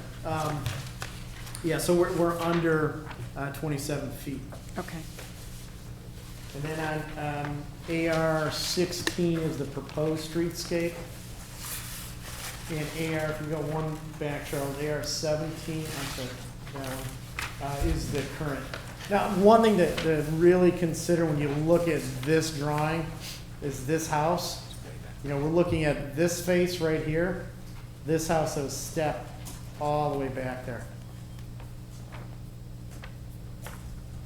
So and I think if we go to our overlays, So that house, that other house is indeed taller? yeah, the Okay. house to the north is stepped way back here. You know, here's the face of the current and the neighbor to the south's home, which is at roughly the current allowable setback. And the neighbor to the north is way back there. So when you look at this streetscape, it's a little deceiving.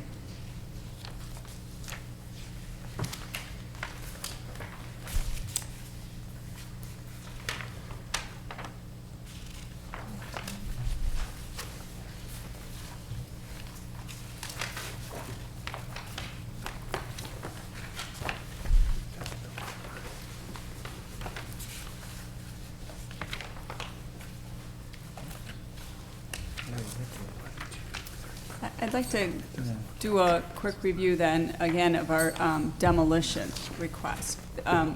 Was it your original intent to modify the existing structure? Yes, let's see, let me go back to, we have an alternative design that we initially prepared. The current home are these two floor plates here, and that's the current front elevation. The issue we have with the current home, this edge of the home is literally, I think, within inches of the side yard. So to bring it to a current side yard setback, any addition we do would have to be pulled over 6 to 7 feet. And the front of the current home also is in the front yard setback.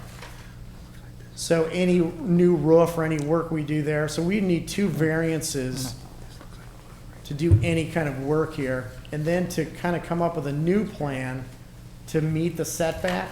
We are getting kind of pretty odd-looking proportions from an elevation standpoint. And to the current basement of this home is about 6 foot 4 inches.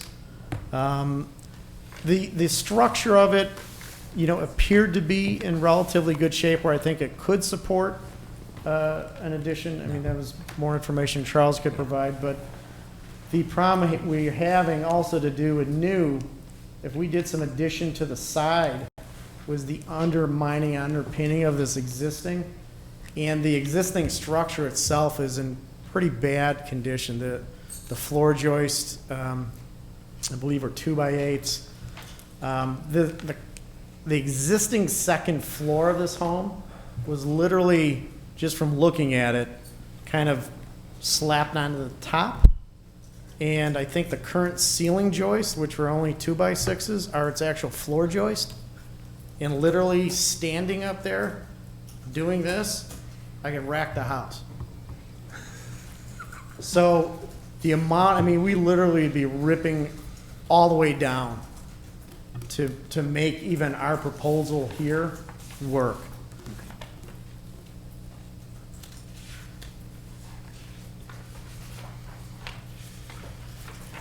And Megan, is that consistent with what you saw and everything that was submitted? Correct. They did submit a report by a structural engineer and the other required information for demolitions. Okay, thank you.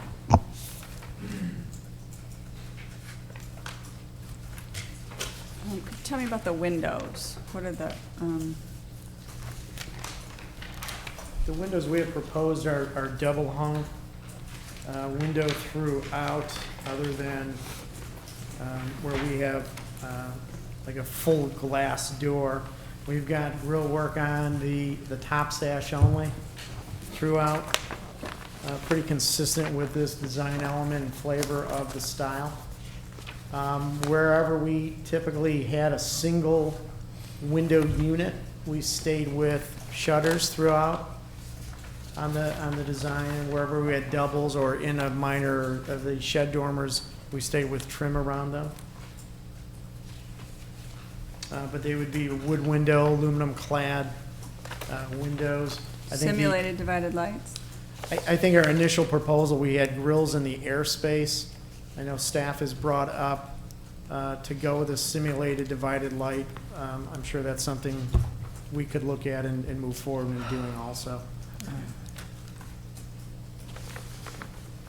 On the front facade with the top window, you do have shutters on that one, that's a double window.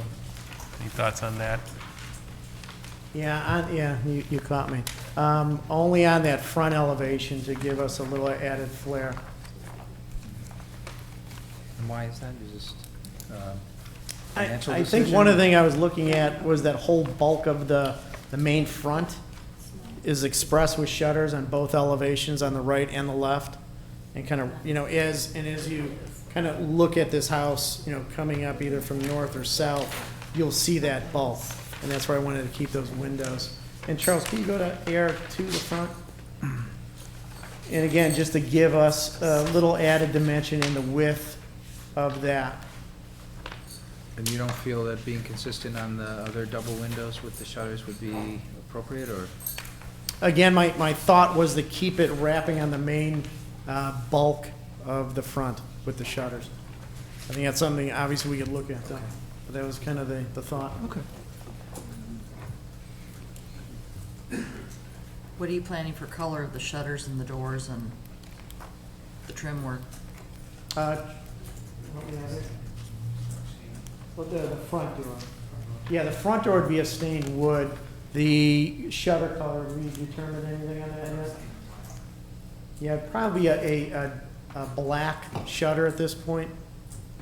I think you saw that, do you still have that color sample there? Yeah, I think the shutter would be a black with white trim.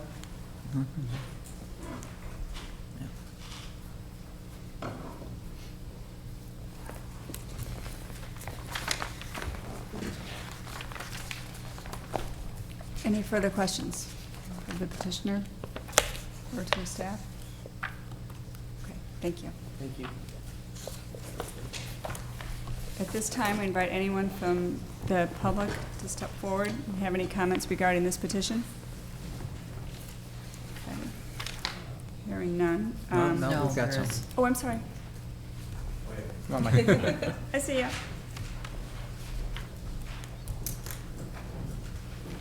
Good evening. My name is Mike Lincoln. I live at the property to the south of the proposed project. I live at 1351 Edgewood Road. I've lived there for about 7 years and off and on Lake Forest for the better part of about 52. I was here at the July meeting where I affirmed my interest in the project and replacing the existing structure. I'm employed by a commercial real estate development firm. I don't have anything against development per se. I do applaud the petitioner for taking on this project, especially as his first solo speculative project, and I don't disagree with the conclusion that the existing structure needs to be replaced. I have reviewed the revised plans. Actually, I'd probably call it just the new plans. Haven't had a lot of time to spend with them. I received the package last week. Have engaged a local, well-known design build firm to advise me and help interpret the materials, particularly as it relates to drainage, and I'll have some further comment on that perhaps for the city next week. My concerns, which I expressed in July, really remain the same based on three things: aesthetics, the bulk, size, and scope of the project, and then drainage. In regards to aesthetics, I'm not an expert on design. I can't really tell you what Dutch colonial is. But what I have seen from thus far and what I know to be in the neighborhood, it looks inconsistent with most of the other properties in the neighborhood. I must also say I lament the loss of the porch from the earlier design, but understand that that might have been a way to recapture some of this living space from the rear elevation. We do see front porches as consistent in our neighborhood. When it comes to bulk, size, and scale, while the size of the building has been reduced, the extension of the facility or the building, as contemplated, is going to extend at least 10 feet into the backyard of my property. And the way it's configured now, this would result in a permanent loss of direct daylight from my primary living space, which is on the north side of my house on the main floor, as well as in the master bedroom on the second floor. And there's a north and a northeast windows right at those corners. And this structure, even contemplated with the way it is now with that 10-foot extension, we would have a permanent and complete loss of daylight and on sunlight coming in through those windows. So while 10 feet doesn't sound like a lot, in our neighborhood where we live by each other, cheek by jowl, it is. And if you've been out to the site, you'll see that. And one of the unique features of and one of the terrific features of our neighborhood is by having the adjacent properties all being coterminous, the one thing that we share is the visual space of your neighbors. So your houses may be different sizes, but because they all end at the same point, we share by looking at the space and that sense of space by looking over fence lines. And that's what gives the neighborhood its character and its feel. This project, as contemplated, will be a departure from that and will compromise that, certainly from my property. What's interesting, and there's precedent in the neighborhood for replacement structures. My own home was replaced in 2005. The property directly to the south of me, 1341, was replaced in 2006. There was a property around the corner, similar size, about 2,400 square feet, actually a little bit bigger, at 275 Noble, was replaced in 2006. And then, of course, the best example is directly across the street at 1358 Edgewood, which was the winner of the Historic Preservation Award, was replaced in 2007. It was about approximately 2,100 square feet. All of these projects were done with the back rear elevation coterminous with the neighbors to preserve that sense of space. And this material, it doesn't do justice, doesn't really tell you what that looks like. And you can see they're not coterminous. And again, as I said, 10 feet in our neighborhood is a lot. So finally, is the issue of drainage. And the drainage is significant. There was a question raised earlier about where the lowest elevation in my property is. And I can tell you this is a picture that's in our petition, in the petitioner's packet. So it shows a very large and mature tree that sits smack in the middle of my yard with a swing on it. And that's the low point, and that will have standing water in periods of heavy rain. This is also the point that's directly to the south of the proposed garage. So again, I'm not an expert in drainage matters, but I've hired one to advise me on this. But the way it looks now, that this project as contemplated with the increase of impervious materials in the bulk is going to exacerbate the drainage. And if you look, and again, a site visit will confirm this, the elevation change from the house to the north to my property is significant. It's probably, just standing there, it looks like it's a couple of feet. So I'm very intrigued by comments at the earlier projects about tying into storm sewers, about the use of catch basins, but I've never had water in my basement. I've never had water in my garage. I don't intend to start now. I think that the project is a great project, but anything that's going to compromise or the integrity, the water issues and the integrity of my house, obviously have some issues with. So just to close, I think the petitioner, the way he started with this project was well thought out. His design strategy, item number 3 on the statement of intent, talks about planning a new home that fits quietly into the neighborhood context. The criteria 5, furthermore, on the demolition plan talks about matching the existing rhythm mass of the current homes in the street.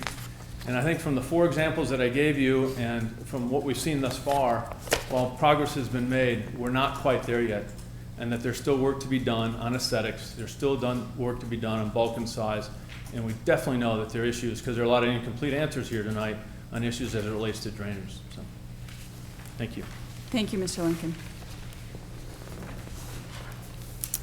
If anyone else, please step forward. For sharing a pencil.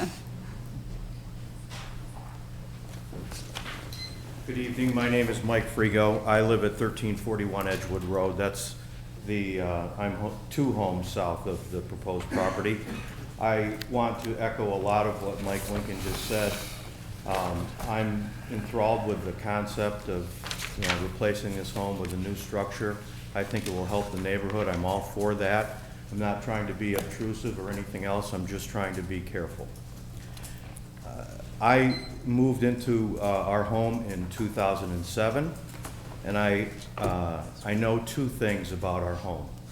I have a home that was designed to have a basement that was part of the home and used, and we do use it a lot, and it never floods.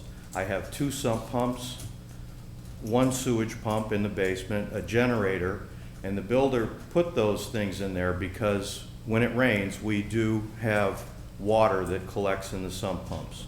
So I think Mike and myself have that kind of setup.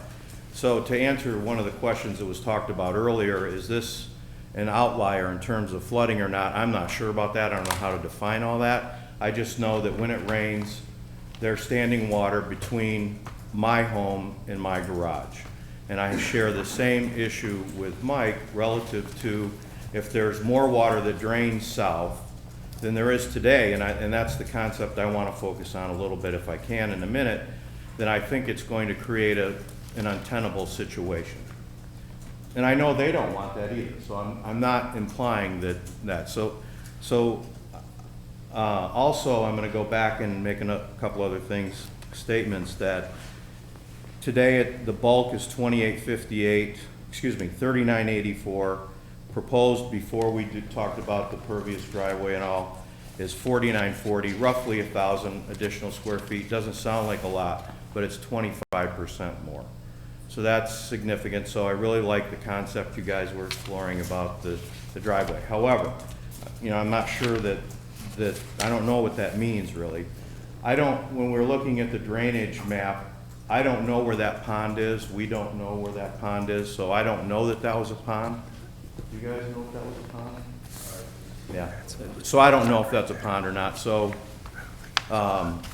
that's something to consider as well. So my real question is, and I don't know how you do this. I don't know how this happens and what you do, right? Today, we have a situation that isn't great, but it's workable, and we like it very much, and we certainly like we certainly are acceptable of what happens. But if there are minor modifications and changes, then it's going to push it over the edge. So I don't know if there's engineering calculations that can be done. I don't know how all that is processed.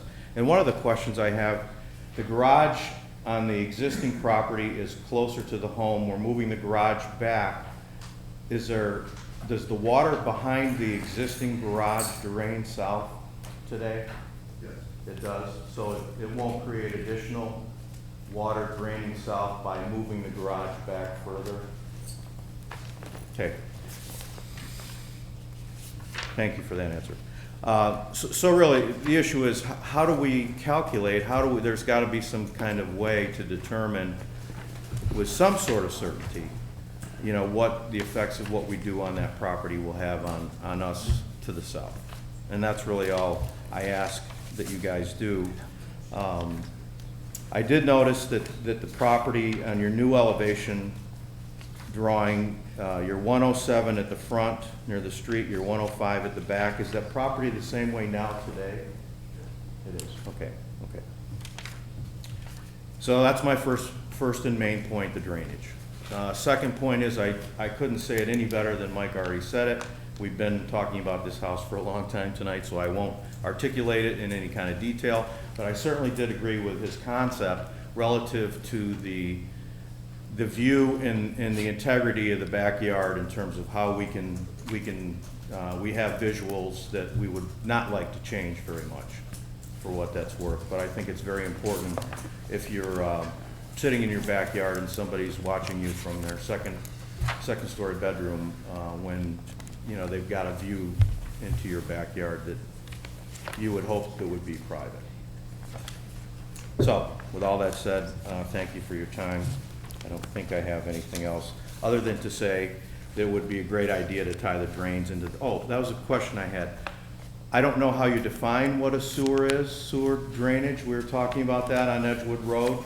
In my backyard, I have a pole with a cover on it that looks like a sewer drain to me, that doesn't do a lot to relieve the water, so I don't know if that's tied into the street drain. There are street drains, and I don't know if that's what you mean by a sewage drain, you know? I don't know. But anyway, there are things that have been done to try to alleviate the water, but it just doesn't happen consistently all the time when there's an overflow of water. Thank you. And Thank actually, you. Mr. Frigo, before you leave the podium, are you the south neighbor to Mike Lincoln then? I am. Okay. Thank you. Is there anyone else from the public who would like to comment on this petition? Not yet. We still have, you have a chance for a rebuttal in a moment. Okay, thank you. I have one email that was sent in, one note of correspondence that I would like to share also for the record. It is from Pam Morrison of 1305 Edgewood. Her concerns include size, height, the impervious surface, and the drainage that we received after our packet. So I wanted to put that on the record also. Is there anyone else from the public who wishes to comment? Okay. At this time now, would the petitioner care to respond? I just wanted to Thank you. speak quickly to Absolutely. Please do. both Thank of those you. points. Obviously, you know, we're willing to add 1,000 square feet of impervious surface with brick pavers on the patio. And I just wanted to add that by adding that 1,000 square feet, it would bring it back down to what the current impervious surface is. So we are willing to do that. If it hasn't flooded now with the impervious surface that we have proposed, or as it stands right now, it won't then, because we're going to bring it back down to it. So other than that, that's the only thing I just wanted to reiterate and bring to their attention. Thank you. Thanks. Just a couple quick things on the size and the bulk of the house, of what we're proposing.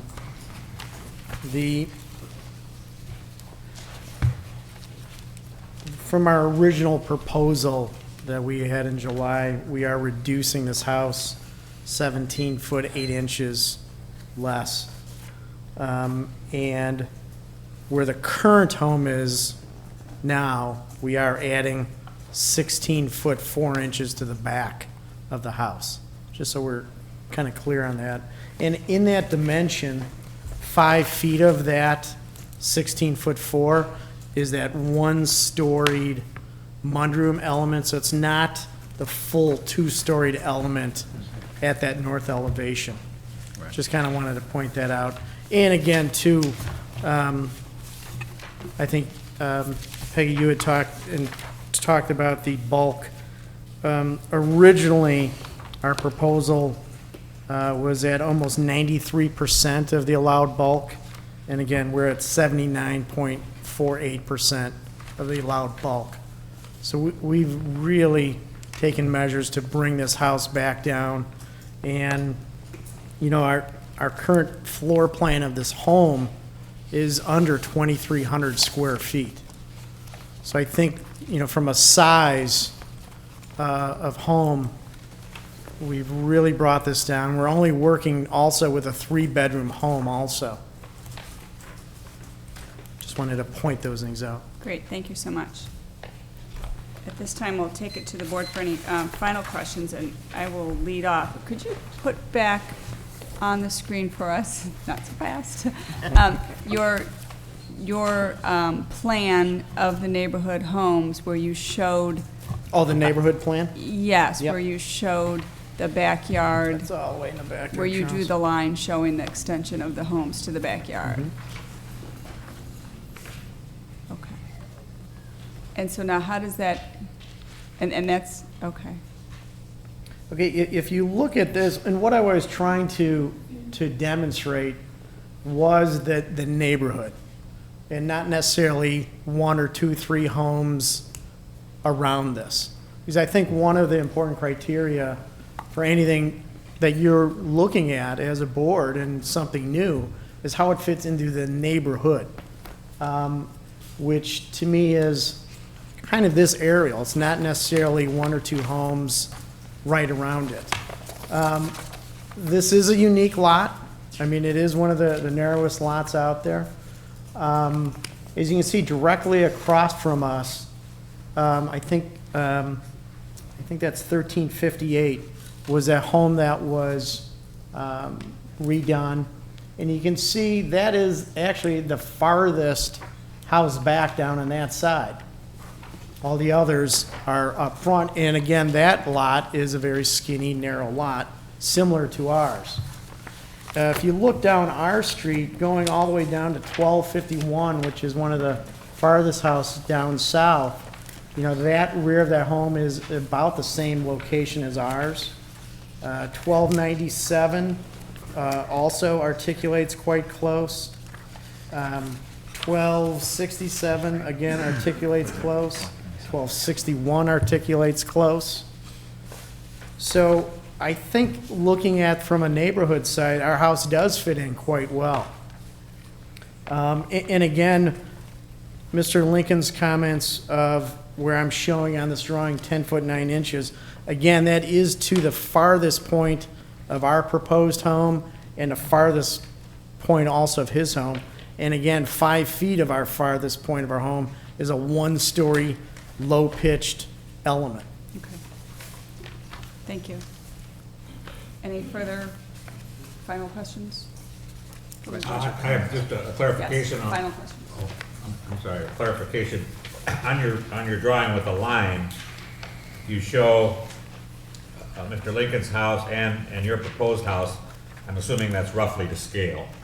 These are roughly to Roughly to scale. scale, okay. I actually did have an Yeah. accurate And what's- survey of his. That's where I'm coming And up what with you're that. saying, or your last comment was that of the 10 feet, 5 feet of it is the little, this little proposed store. So basically, if you could get over that 5 feet, it would be, as far as blocking a view, it would be 5 feet, what you're saying is 5 feet. Correct. Yeah. Okay, thank you. Thank you.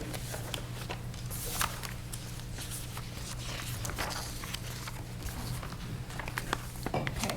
At this time, we'll take it to the board for final discussion. Thank you. Thank you. Okay.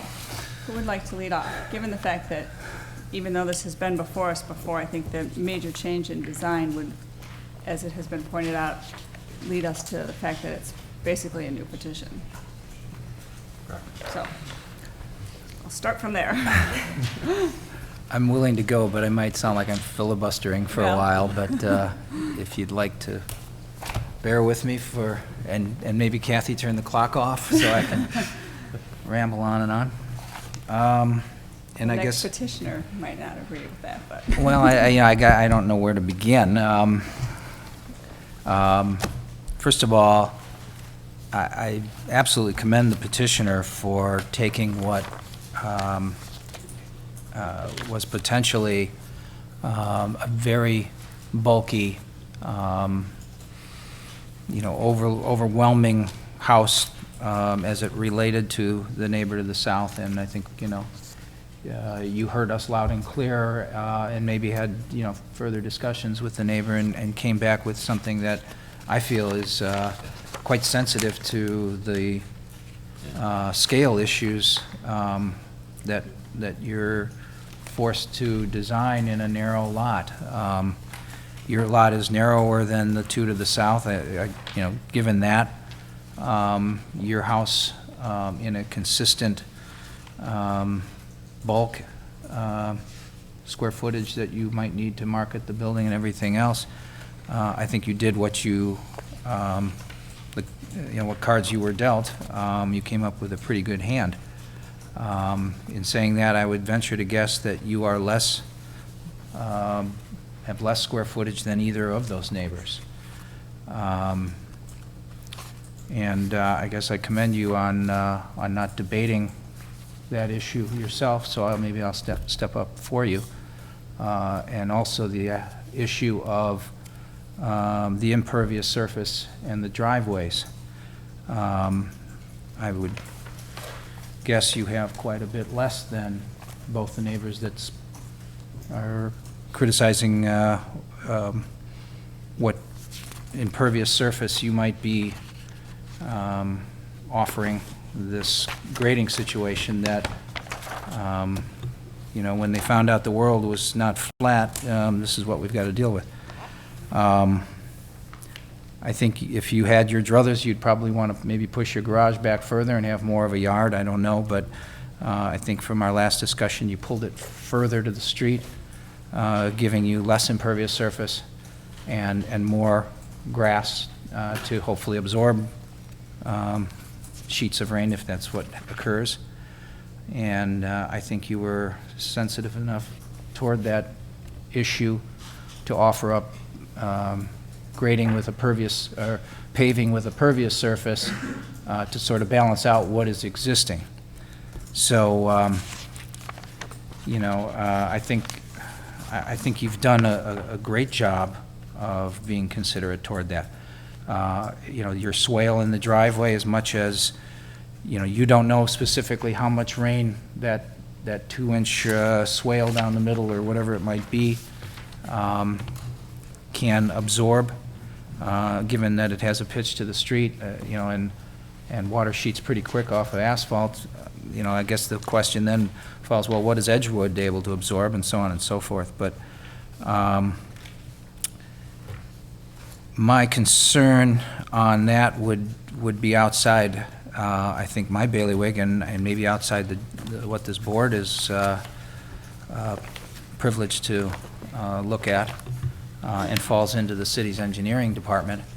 I would definitely urge whatever approval we had on a driveway that had a slight swale down the middle to make sure that that stayed that way in perpetuity and didn't get paved over by the next guy when it came time to resurface. And I don't know how we'd police that one, but that would be something that, you know, down the road could be just negate the concept of that. So I'd be real sensitive to that. As far as the views to the north from the neighbor, and recalling that you have this one-story element for the 5 feet of the 10, I look at the neighbor's photographs that he provided, and he's got windows on the first floor, and he's got a 6-foot stockade fence and lots of landscaping. So I'm not sure exactly which view you're blocking and what it might be a view of. I look at the other house to the north as, no offense to that homeowner, as not being anything particularly delightful to be looking out at, but I would suggest that that isn't a viable reason to ask you to redesign or to reduce, probably at the detriment of the project. I think as far as, I can't imagine anybody coming in on this property and tearing down a structurally deficient house and coming up with anything better, quite frankly. There are some issues that I have with regard to a few of the design elements. One of them I circled right off the bat with those bay windows that other board members had a concern over. They seem chunky and awkwardly detailed, and I also think that the little steep swoop on the front elevation, I feel strongly that that should be a raised seam copper element. And then I'm not delighted by the intersecting barrel. I think a more simple and elegant detail might be just extend and swoop that same element out, stick a couple brackets on it, call it a day. I think you got it a little busy and a little awkward. On the rear elevation, I think you can do a simple offset on that chimney toward the north to get a window next to that on that master tub. I think there's some opportunities to clean up some details that are your rake eave returns seem to just die and the siding extends out. I believe you should probably return the rake eaves a little bit, even if it was just an applied trim. But and then I guess I'm neither here nor there on your shutter concept. I guess I do understand you're trying to set the front part of the home apart in concept from the next two telescoping and potentially or philosophical additions that might have been added later to the original house. I get that. But I'm not sure that shutters couldn't be used to reduce the scale of that wall plane and add some color. And, you know, again, it's, you know, scale, you know, when you're dealing with close quarters, scale is everything. You know, nobody wants to be real close to something that's massive. I think that Dutch colonial concept where the roof lines come down to the first floor, spot on. It does what anyone can do to diminish the area of mass. The awkward elevation to the north that has the dining room window shoved over to the left, and you've got a stair tower there. I get that might not yield a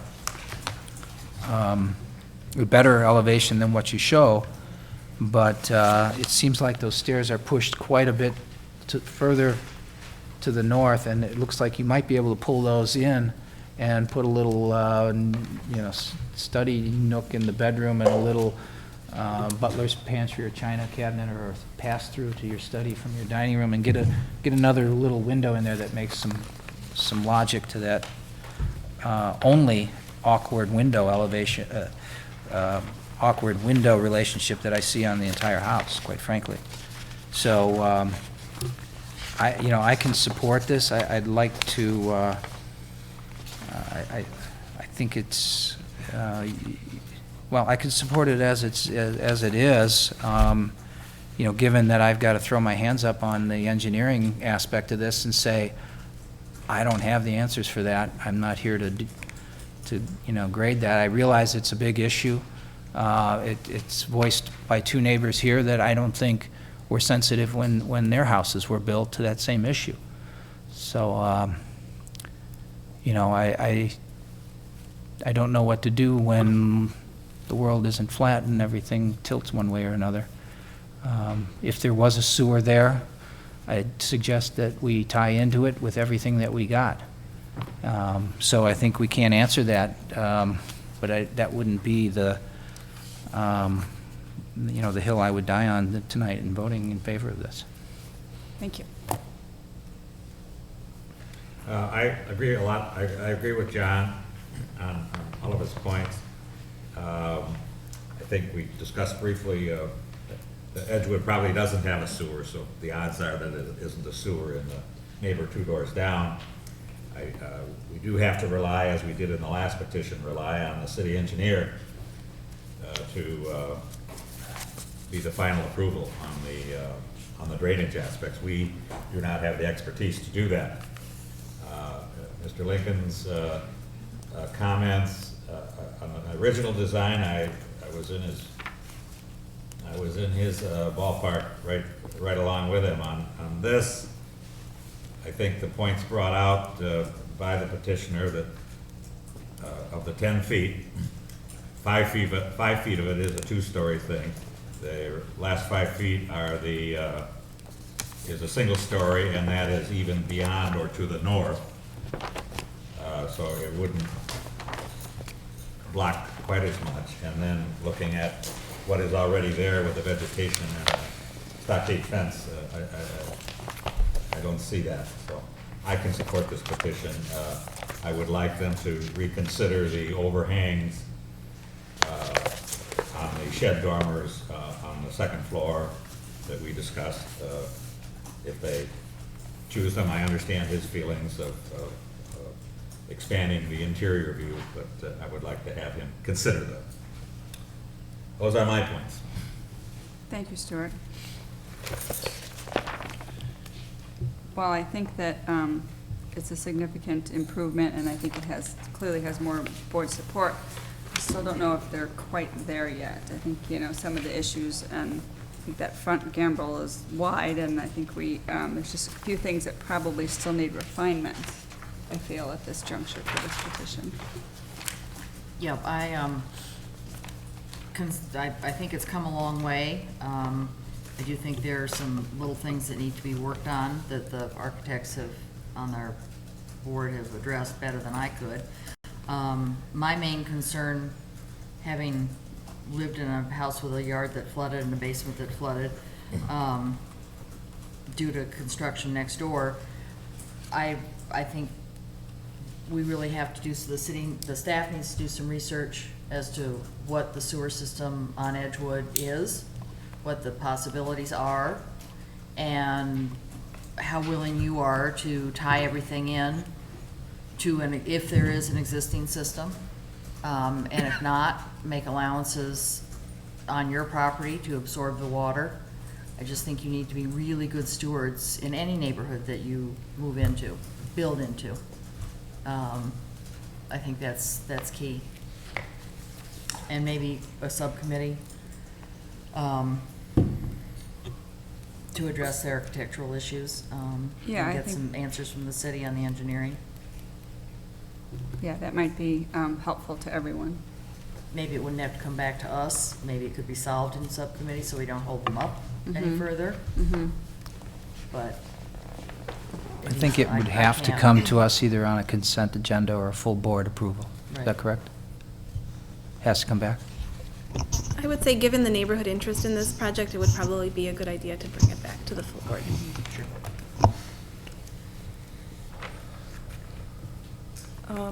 Well, I do commend the petitioners on reducing the size of the petition. I think that goes a long way in helping the petition. However, I still have some concerns about the overall design and it being consistent with the colonial revival style. I think that there's just the proportions of the dormers are awkward, the front gambrel, the front elevation to me just seems off.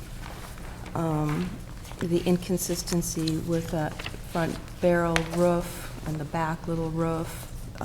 There's just too many things going on. I think John mentioned something earlier when he was talking about the telescoping of the addition. That was really a good way to define it. And I guess I'm not really comfortable with that. I don't really know what that's doing for the project, why it has to be symmetrical on both sides, or why the north and the south elevation have to have the same undulation to it. So I think that it could benefit from a refinement of the design. I think it's getting closer, but I'm not comfortable with it as it stands currently.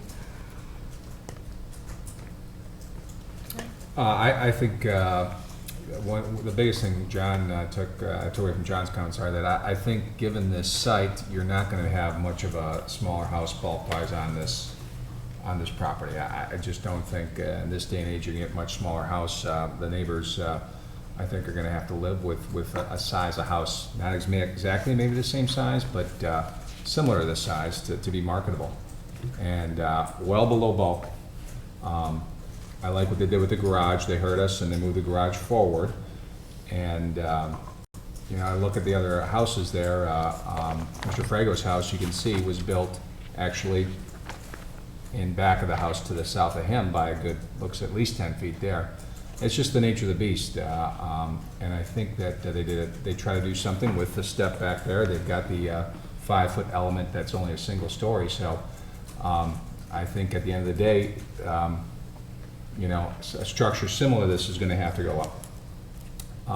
With that being said, I am very sensitive to drainage, and I think the neighbors have a right to be as well, and would like some answers on that, including perhaps having a pervious driveway. I think could go a long way, matching or even getting less than existing conditions there. But I agree. I think the design elements need to go to a subcommittee to clean up some of those things as well. I agree with a lot of the comments that have already been spoken. I think the petition's come a long way since the last time it was here. The mass of the house is significantly less than what it was originally. Drainage I do think is a big issue, and one of the things that you could consider on the driveway rather than the swale is to put a curb on the south edge of the driveway, and you wouldn't have to worry about that. And I don't know that just saying that the difference between the proposed condition and the existing condition, okay, that 1,000 square feet will just make that pervious. I don't know if that's the answer. Ideally, if they were able to, if there's a storm sewer out there and they're able to connect the downspouts and the sump pump, that would go a long way. It's not going to take care of the whole issue because you still have the garage and the driveway in the back, which you may not be able to pick up. So I think they just need to do a little bit more homework on that and see how they could mitigate the runoff to the neighboring properties. Excellent, okay. Sounds like we're all in agreement that the bulk is not an issue, yet that we have to do some refinements, so. And the demolition's not an issue. Right, so are we all, it seems like from the last petition too, that the demolition seemed to be passing on everyone, right? Yes. Okay, okay. Then do I hear a motion regarding the continuation of this petition? I so move that we continue this petition for the demolition and replacement structure at 1359 Edgewood Road. And I propose that it go into subcommittee and then be brought back to the full board for approval at a later date. I'll second it, excuse me. All in favor? Aye. Aye. Opposed? None. Motion carries. The petition is continued. Thank you for your time. Thank you for your time tonight. Thank you. Thank you.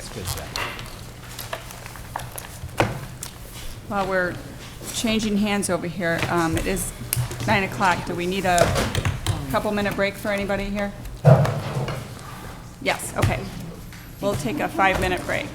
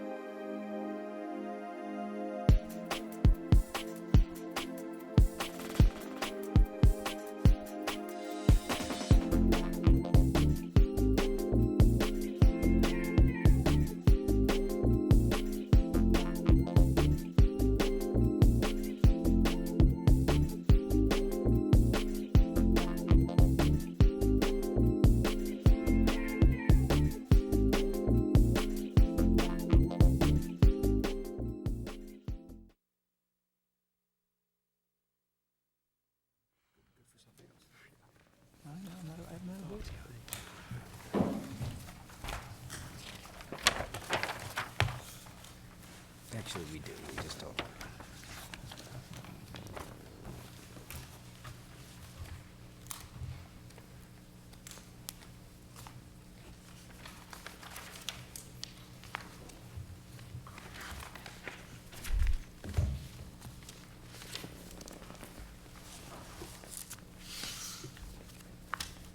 Okay, we will resume our agenda. Thank you for our break. It's been a long evening. Our next item on our agenda is a new petition, a request for approval of a partial demolition of the single-family residence at 917 Oakwood Avenue and approval of additions and alterations. The owner is Thomas Kittle, contract purchaser Brian Germain, and representative is Michael Rashofsky, project manager. Do we have any conflicts of interest or ex parte contacts amongst the board? Hearing none, we'll proceed. Good evening. Ms. Vignocchi, members of the board, and Ms. Cernak and Ms. Newman, good evening. We're here tonight, Michael Rashofsky Company, to represent Brian and Rita Germain, the contract purchasers, and I imagine also representing the Kittle family. Is that my clock starting? What we have here is a request for, again, a partial demolition, renovations of the house at 917 Oakwood. What we have and what we're looking for is hopefully, certainly not approval necessarily, we'd love that, but some strong strategic direction. We have a contingency contract between the two parties that runs out very, very shortly. So what we would like to see if we could get is some strong direction from the board, at least.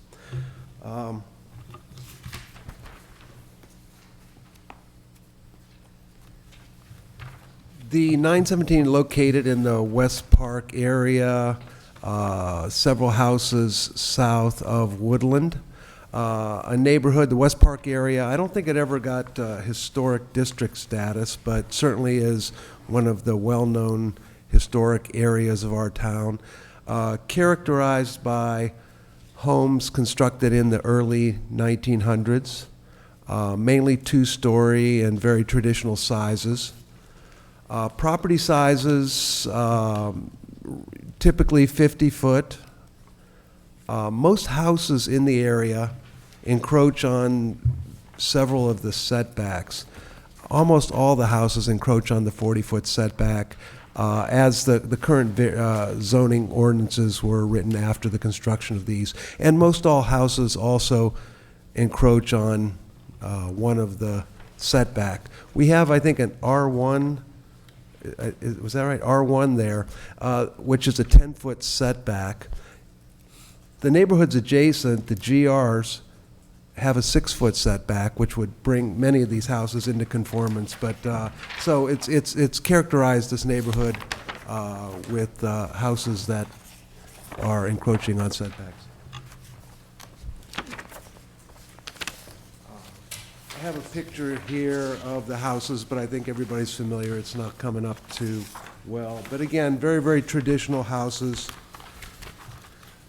The subject house, 917 Oakwood, goes back to the 1920s.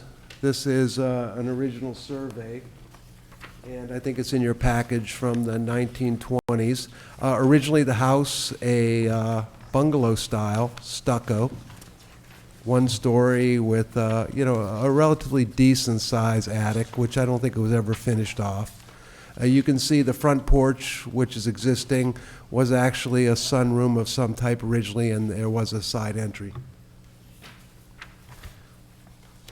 The house the house was purchased by the Kittle family in around 1930, and very, very interesting talking to the Kittles, talk about history of the house and the family.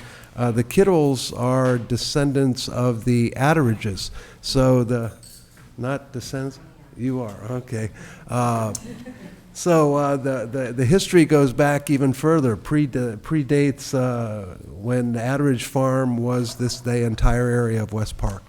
In 1940, and this doesn't read very well, and it certainly didn't in what I tried to give to you, but in 1940, Joseph Kittle, right, who started Kittle's Sporting Goods, had Jerome Cerny come in and do renovations of the house. And at that time, he eliminated a couple things, eliminated the long roof overhangs, replaced the stucco with cedar shingles, and turned it into a bit of an English cottage-style house.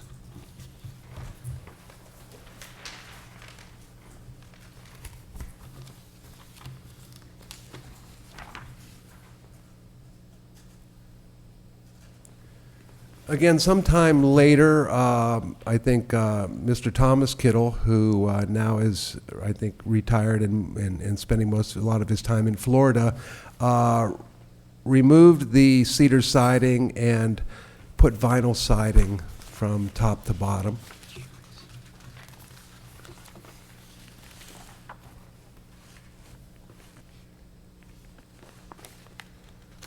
What we are proposing to do is to simply add or raise the roof, adding 6 feet to create more of a second floor, some articulation of massing, but to use the existing footprint of the house, the existing foundations, and simply add vertically, doing some articulation of massing, removing the front closed room and adding a traditional front porch consistent with the neighborhoods and a strong desire of the buyer to be able to sit out on the front porch in the neighborhood.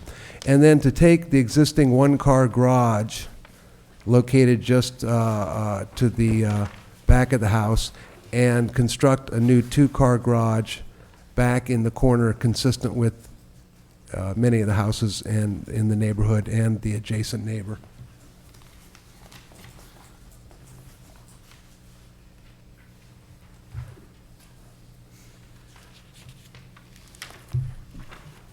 Basically, again, the renovation will replace the current vinyl-sided cottage of interesting style, inconsistent with the tradition, the historic tradition of the neighborhood, with something much more consistent with the, bless you, style of the early 1920s, front porch,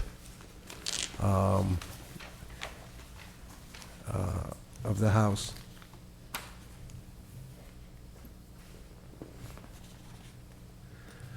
Again, from a renovation strategy, the idea would be, bless you, to take the existing roof, raise the existing roof, lift that, which we've done on previous projects, adding 6 feet, so as opposed to having a full second floor, we would have about a 6'6" bearing height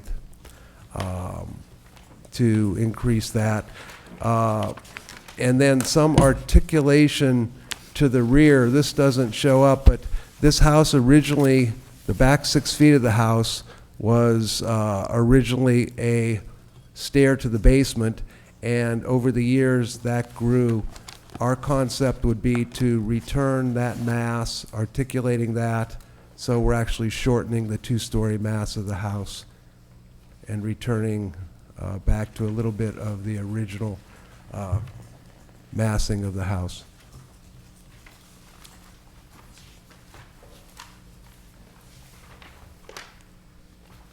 This was just for reference, and I wasn't able to find a picture, but this is the house on Mills Court we did some years ago where we did the same thing. We cut the roof, lifted the roof, and rebuilt the second floor walls around it, reset that down onto that new second floor structure.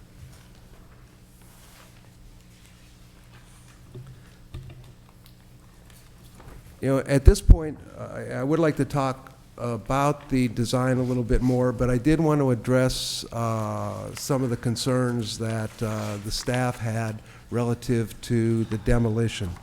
I think they might have given you the report we submitted relative to the demolition, and I won't go that into detail, but just to what we tried to clarify was that the demolition, we looked at it from several different ways. We looked at it from content of components to support that it's well under 50% demolition being undertaken.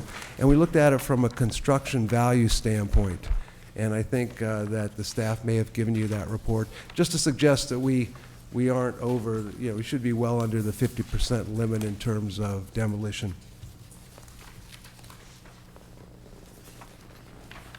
I would like to touch on several other issues relative to demolition. I am a preservationist. I've worked on numerous old houses around town and try in all cases to avoid demolition where possible. But I would like to point out several issues relative to this specific project. First of all, the structural integrity. We have a house that is very structurally capable of handling a second floor. It is terracotta tile, telephone tile, which was in some cases used in this area. Very, very strong material. We have a stable foundation. Because it was a one-story, we don't have the old balloon framing. We have traditional framing. From a usability standpoint, we have a footprint that very effectively handles the three-bedroom house that we're proposing. The ceiling height in the basement, we have a 7'6" ceiling height. So as opposed to many of the old houses that, like the previous one where there's 6-foot basements, we have a very good size clear height in the basement. Green solution. Reconstructing and renovating is a far more effective green solution than demolition and new construction. Impact on neighbors. Simply adding the second floor, we have what amounts to maybe a 5-month project, low impact, not a lot of heavy equipment, where if we started a demolition project, it's much more significant impact on the neighbors. Again, this house has a history. We'd like to see this house continue to have a life.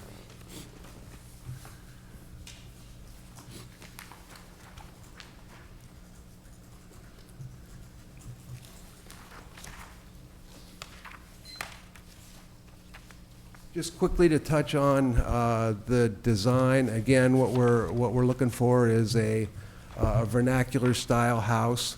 We did want to stay with the go back to cedar siding, as Jerome Cerny, not cedar siding, but cedar shingles, to stay with the minimal roof overhangs, to incorporate a strong definition between the first floor and the second floor, and to have a swooping edge of the second floor cedar.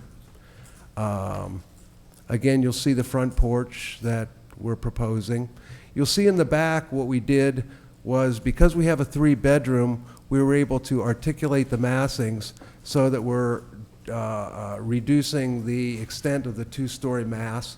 We've introduced a deck off the second floor and then a smaller mass which contains a closet.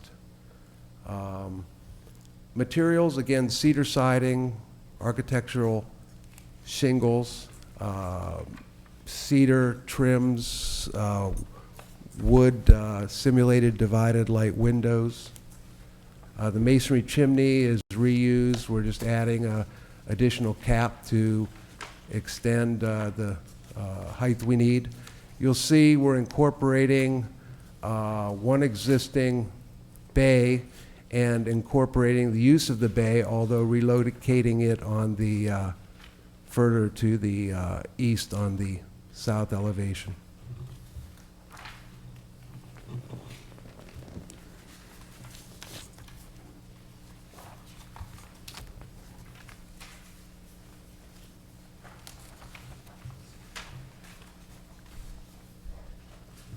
And I apologize, this doesn't read very good, very well, but I'd like to touch on the drainage issue. Again, existing driveway, concrete driveway will be extending to the two-car garage in the rear. We'll be removing a large area of concrete patio in the back, while we are adding some additional asphalt paving.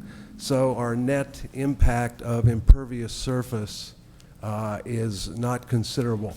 From a drainage standpoint, the current driveway is swaled to the center, so the water drains down the driveway to the street, and we would continue that detail so that all of the driveway water and water from the yard would come down the swale of the driveway. And then we would be introducing a second swale along the north edge of the property to channel water down towards the street.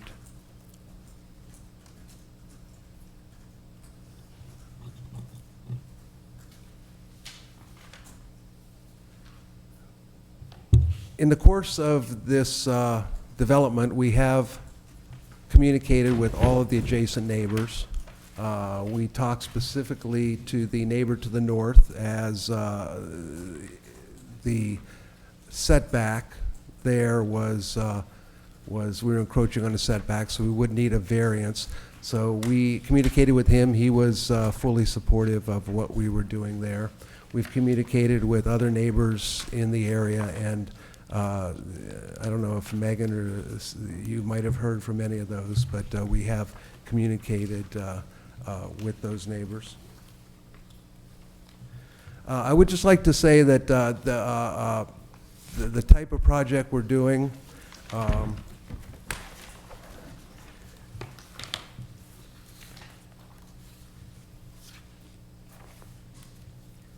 is intended to replace a home of somewhat questionable architectural integrity with a home very much traditional to the vernacular style of the neighborhood. We think this will be both a contribution architecturally to the character of the historic neighborhood, will be a reuse of a very strong, stable house, and a continued building of the history of this home. With that, I'd like to again ask if we could get some some direction from you so that we might continue to work for a deal between the two parties, and be happy to answer any questions you might have. Thank you very much. Thank you. This time, we will ask the staff to please present this petition. Thank you, Chairman Vignocchi. This petition is before the board for input and direction, recognizing that staff really doesn't have enough concrete information at this time to evaluate and offer a recommendation to the board at this moment. We're still trying to understand the scope of the project, the amount of demolition that's required to actually execute this project. For example, the telephone tile that was noted by the petitioner, it may be in stable condition, but in previous projects where a renovation was attempted with telephone tile, we have experienced failure of that tile. Certainly with new construction, that type of building material is not an approved foundation material. So I think looking carefully at that and understanding from a structural standpoint how the property will be built is important. The staff report does list several items that would be helpful to evaluate this request. One of those is a structural engineer's report looking at not only the existing structure, but the existing structure as well as the proposed work. So to really understand how this project's going to come together in the end, to make sure that we're being clear up front and don't run into problems down the road. With that said, I think it's important for the board at this time to give some input on the project, and perhaps comment on consistency of window shape and size, the articulation of the roof, the appropriateness of rebuilding certain elements of the existing house on the new house. Those types of things I think will be helpful to the petitioner as they move forward and really bring back to the board something that not only has enough information to evaluate but is consistent with the design guidelines. I'd be happy to go over the list of items that we've requested, but it is our recommendation that the board direct the petitioner to provide things such as a structural engineering report, a streetscape elevation that's measured so we can understand how the increase of height does relate to the neighboring homes, a landscape plan complete with size and species, and detailed demolition plans. This project is unique in that there are some setback variances that would be required if it were to go forward in this manner. So I think all of that information is important to consider as you give your input and comments. Thank you, Megan. We'll take it to the board now for questions and clarifications. I just want to start out with Megan. Does this currently have setback variations that were approved? As the home sits today, it is non-conforming to the R1 zoning requirements. Okay. I believe it was built that way prior to the setback being applied to this property. Okay. So I guess my main question then is, the petitioner right now, if he's not going to demolish more than 50% of it, then he can build on top of the existing footprint and keep the side yard setbacks as is, right? No. But then if he goes over 50% demolition, he has to do a replacement structure? Any new construction within the setback area would require a zoning variance, whether or not it's a complete demolition or a partial demolition. I think the issue with a complete demolition is an issue of hardship, and whether or not there is a hardship to support that type of variance. So the way that this home is right now, in the petition, the proposed petition, it's going over the side yard setback. So that would have to go in front of the ZBA in any case, correct? If any work was being proposed within the setback area, certainly the home could be expanded to the south and not touch that side of the home. Things could be dormered out on the other side, and the roof not change in that area, and that would not require a zoning variance, but any work within the setback area would require a zoning variance. So taking the whole roof off would make Correct. it fall into that category? So this petition as proposed has to go in front of ZBA? Yes. That's correct, for both a side yard setback as well as a front yard setback variance. Ms. Ruggles, if I can, that is very typical to the redevelopment projects on this street. I've done 5 projects along Oakwood, and each of them, because, as I mentioned, all the houses are non-conforming to front yard setbacks and most to side yard setbacks. Again, a very traditional neighborhood, so all the redevelopments we're doing are in very traditional 2-story. So there's a lot of precedent for the zoning board granting those variances in this neighborhood. So yes, it would have to go to the zoning board. Okay, but is there any kind of rule then in Lake Forest, like if they're taking down more than like 50% or whatever, then is it considered a demolition? And then it has to go, then it's supposed to meet all the side yard setbacks, right? Correct. I'm just trying to correct. clarify. The code definition for demolition is more than 50% removed or modified results in a complete demolition, which sparks review by the Building Review Board based on your criteria. With respect to the zoning board, they have to ask the question, can a home be built to comply? Is there a way to build on this lot and meet the setback requirements? I think there is some justification for the front yard setback, given the existing prevailing setback on the street. There have been instances where new construction has received a front yard setback variance to allow that line to be maintained. In those instances, the side yard setbacks are typically met to give the space between properties.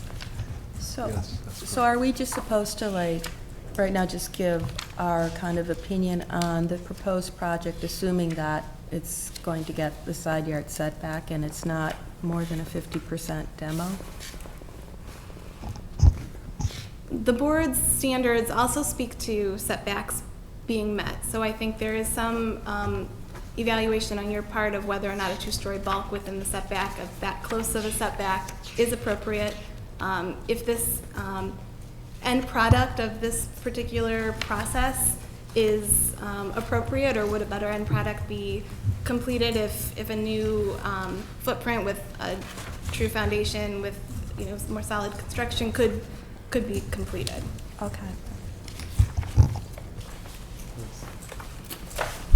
The petitioner does not own the home right now? The petitioner has a contract to purchase, but recognizing the complexities of a project of this type, you know, it's contingent upon hearing from the board. Do we have precedent for that? That seems a little odd that we're spending time and resources on a project that we don't know if someone's actually going to buy the house. Well, and I wonder what jeopardy we're putting ourselves into as well. There are oftentimes when a contract purchaser does come before the board, we do have written consent of the homeowner for the petitioner to come before the board, just as any petition.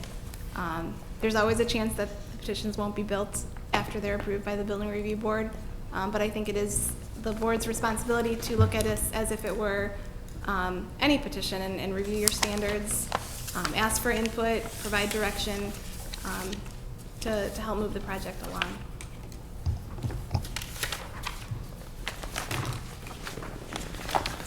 A question of the petitioner. The staff had commented that they have a lot of experience with the telephone tile not ending up being structurally sound when it's, you know, they get into a project. And did your structural engineer address that? Is he? Well, we did submit a report, but it was from an architect, and Megan's now asked that we submit a report from a structural engineer. But telephone tile was a common material, and we call it telephone tile, but it was a structural tile, was commonly used for foundations in the early 1900s. And I mean, we'll certainly concede that we will absolutely have a structural engineer. But we've done numerous homes over telephone tile. The tile is not the issue. What fails with telephone tile, like a lot of old cement block, is the mortar joints. So the material itself is probably stronger than CMU, but again, of that age, the concern is with old construction mortar joints. So, but we will, to answer your question simply, we will have a structural engineer, as Megan asked, to certify the current structure and the proposed construction over that. Okay. Just to follow that up, I'm currently working on a house that has the telephone tile. We've had a structural engineer look at it. It is sufficient, but to his point, that the mortar joints have a tendency to become a little bit more pervious to water, and if there is any hydrostatic pressure, that should be sealed from the inside using concrete parging and that kind of thing. But structurally sound, if it was installed properly. Is that about the same age My as concern, Mr. Rashevsky, is that we're being asked to look at a project before us now, and obviously it's not, you know, we don't have an intent to vote on approval at this juncture, but we're talking about what possibly could be considered a full demolition or not, and if you're going to do something to the existing, then we're talking about getting variances, and we don't even have a structural report yet. So, and that's usually where we start. So it's kind of a concern of, you know, where do we begin, because we don't even have the first piece of information from you. Well, several things, if I can, Ms. Vignocchi. One is, we've done several projects like this, so we're not reinventing the wheel here. Two, we have submitted a structural report from a registered architect who has certified as such. Now, recognizing that we want to go another level to a structural engineer, but again, from a variance standpoint, what we're proposing here is well in line with the variances that have been granted next door, 2 houses down, across the street, on my projects alone. So the variances we're requesting are well within the precedent of the area. So I think what we're looking for is that we know that we have to provide additional structural information to have the staff comfortable, to have the board comfortable. But we've done these projects several times, and we will provide the structural reports. I guess what we're looking for is again, strategic direction. We are under 50%, and even if we weren't, why would we demo this house?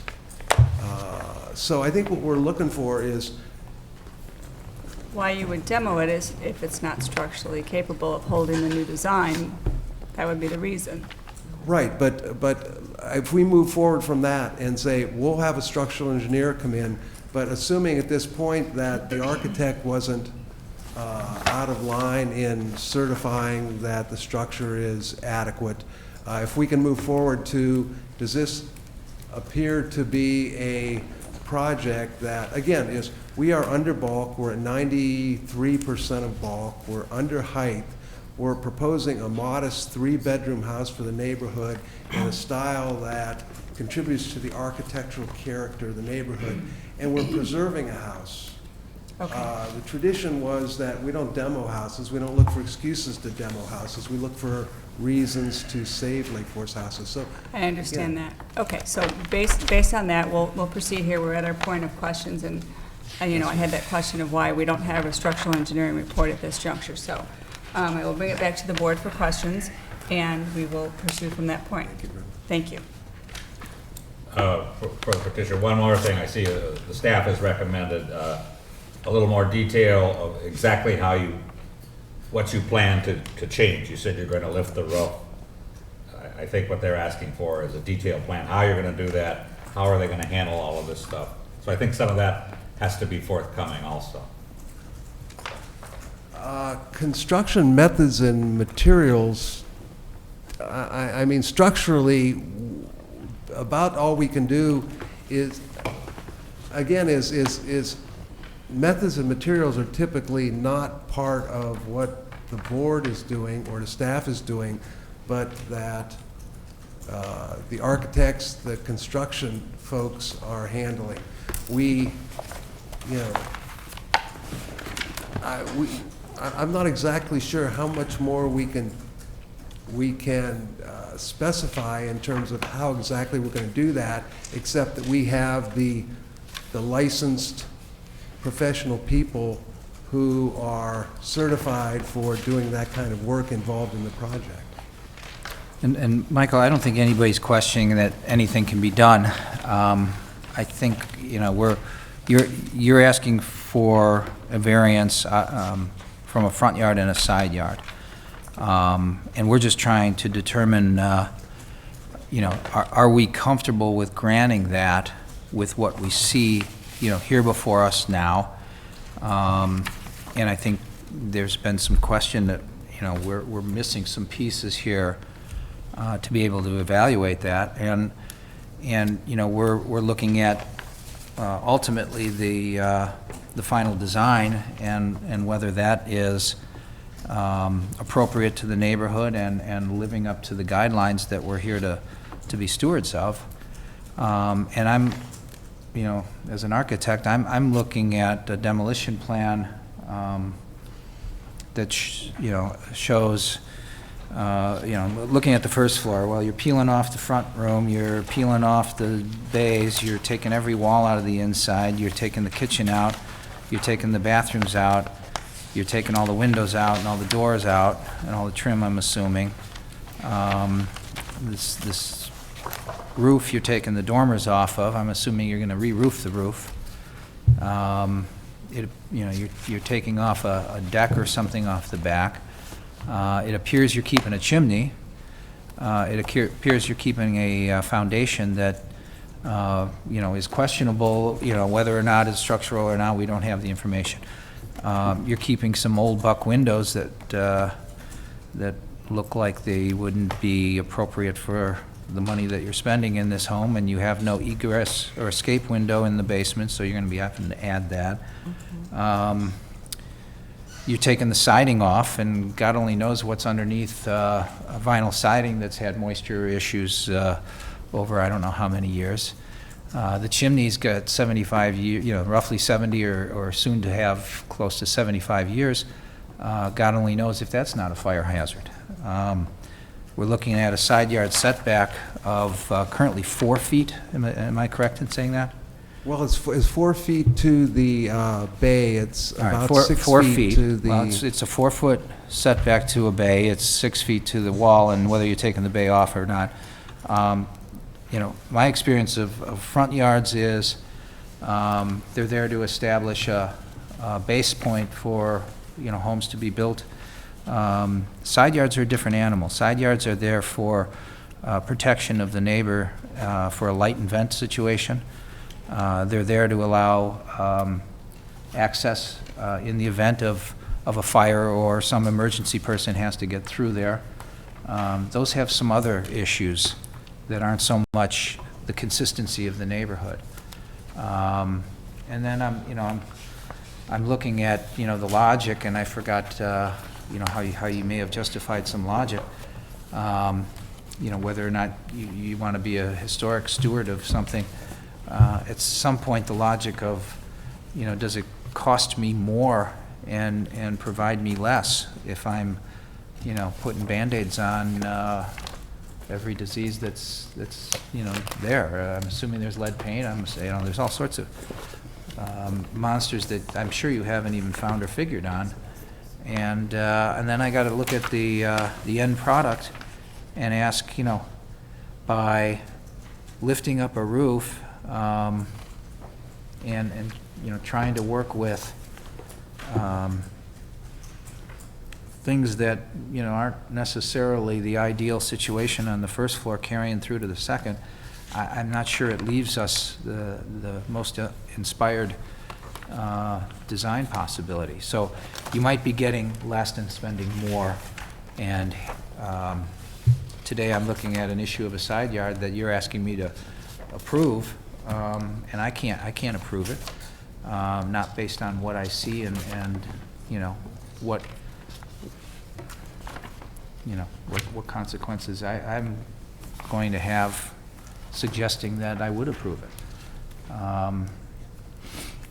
I'm uncomfortable, and I guess I've got to, at this point, since there's a potential buyer and nothing is real, I've just got to hang my hat on our guidelines and suggest that it should be as good a design as our guidelines have asked anybody that comes before us to present.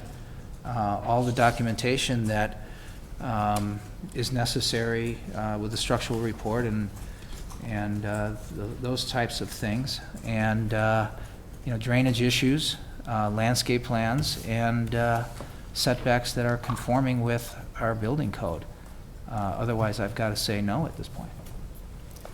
I understand exactly what you're saying, sir, but we're not asking for you to grant a variance. The variances are granted by the zoning board. But they are granted based on our recommendation for what product you're putting before them. So I do it's a appreciate step one here, a step two there, and a final. Well, it vote sounds from like city council. you're very quickly getting to the strategic direction that we're looking for. Okay. I do think that materials actually do fall under the realm of what we discuss here. So you were talking about raising the roof. Are you going to keep the roof?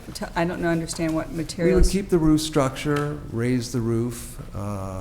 And where will you store materials that you are going to reuse? No, we would, basically what we've done in the past is we simply cut the wall below and jack the whole roof straight up, frame a second floor, and set the roof back down.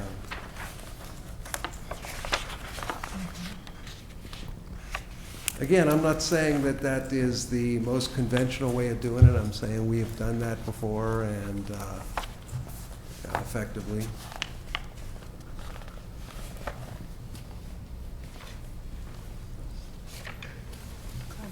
I have a couple of design questions for you. On the front elevation, is there a reason why the center of the two windows doesn't line up with the pillar on the porch? I think that's a It's little awkward. difficult to do that with the kind of traditional entry hall and living room. At times, we've tried to use 3 columns, so that would allow those to align, and that doesn't seem to work.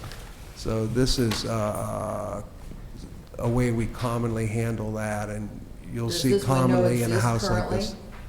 Does this window exist currently? No, it's all new windows. So you could move the window a little bit to the south. Well, if we move the window, then it's not in the center of the living room inside. So this is a kind of a situation that you'll see in a lot of the older homes. Another question, the portico over the back door doesn't really seem to work with the style of the house. I understand you're trying to reuse this portico that was on the side of the house, but, and I'm not an architect, but I just don't think it works. That was Ms. Dugan, that was a Jerome Cerny piece that we were just trying to respectfully incorporate, and you may be right in terms of not fitting. Well, since Jerome Cerny was the second remodeler on this structure, if you want to go back to the original, I think, and I have had a Cerny house, I live in one that looks like one now. Yes. I'm big on Cerny, but I don't know that that's worth, in my opinion, trying to reuse. Now, can we discuss the siding is going to be cedar shingles, stained, painted, left natural? Well, a solid color stain of again, a traditional color. Like, I mean, white or gray or? Probably it's a, if I can, Brian. Yeah, kind of a light olive. Okay. White trim. Okay, so not Winter Club-esque. Okay, ma'am. different, okay. All right. Thank you. The architect's letter states that the roof framing doesn't meet current standards. How do you address that? That's correct. I think, again, this is a situation where we have so many houses in town that you'll hear people come in and say, I want to demo the house because the roof is framed with 2x4s. Well, that's the way they were framed 100 years ago, and they've stood for 100 years. So it's not that they're not structurally capable, it's just that they don't meet the current codes. So there, what we would be doing is lifting that and then reinforcing, because we would be lifting and putting in new collar ties, ceiling joists, which would be cutting the span of those 2x4s considerably. But again, the house we raised on Mills Court, 2x4 structures, that's the way they were built 100 years ago.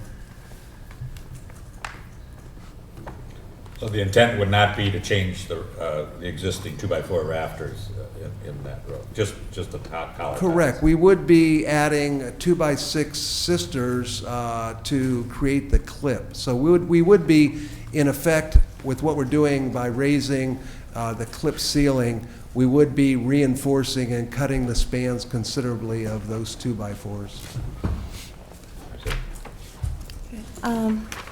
Well, Michael, I guess I'm just not sure that, by us reviewing this, proposed petition is really what you're going to be able to bring back in front of us, depending on if it's over 50 or if the structural foundation doesn't pan out. But my just sort of comments on, what you proposed, I'll just let you know what I think about that. Now, your statement said you wanted to make it arts and crafts.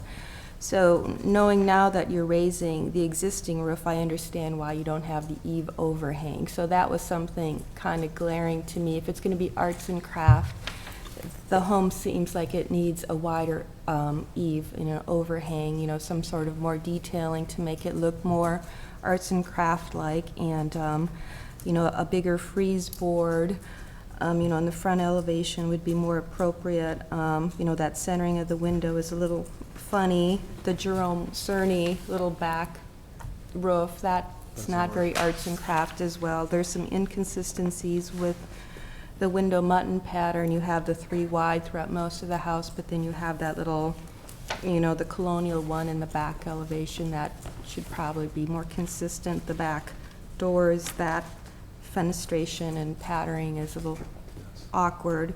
So I'm just kind of giving you my comments about this design, and the dormers themselves are unique. I mean, I'm not saying that they're not working, but I don't know if there's some other kind of roof shapes you might want to look at, like more maybe a shed dormer, or but I don't know. Some steeper, possibly. Yes, they look a little un-arts and craft-like to me, but I mean, I understand what you're saying about wanting to save the home, and I applaud you for that. I just don't know if this will meet the city guidelines for doing that. So, That's what we're after. Yeah. Right. So, but I mean, I think you're close to arts and craft, but I think needs to be some more refinement of the detailing and the proportions. Ms. Ruggles, I think there's no question, and that I appreciate that kind of detail wants to be enhanced, developed, et cetera. I think, again,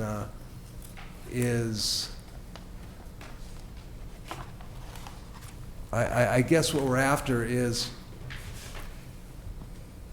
if we're not looking to save an old house, if we're looking for reasons to demo an old house, I understand that. Can we save it? Yes, we can. Have we done them? Countless. Can we do this one? Yes, we can. Can I have a structural engineer? Yes. But, I guess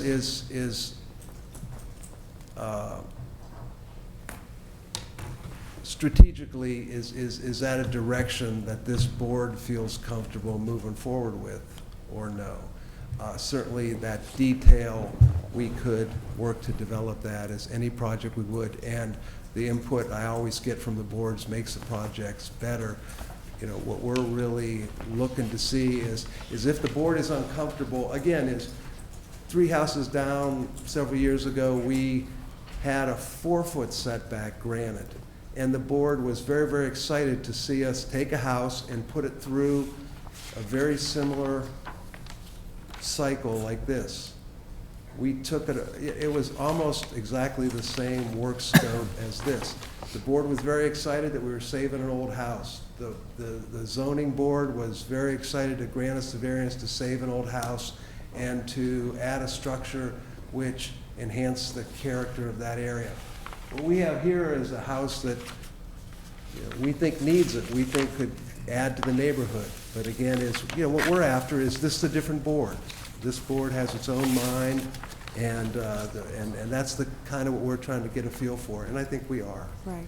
I think John was, I think what he's trying to get through is that I think by the time you're done, you're almost going to take the house all the way down to the first floor framing, because you have so much demo involved, and so I think you just have to have some thought about that. And again, then once it goes all the way down, is it a demo, a complete demo?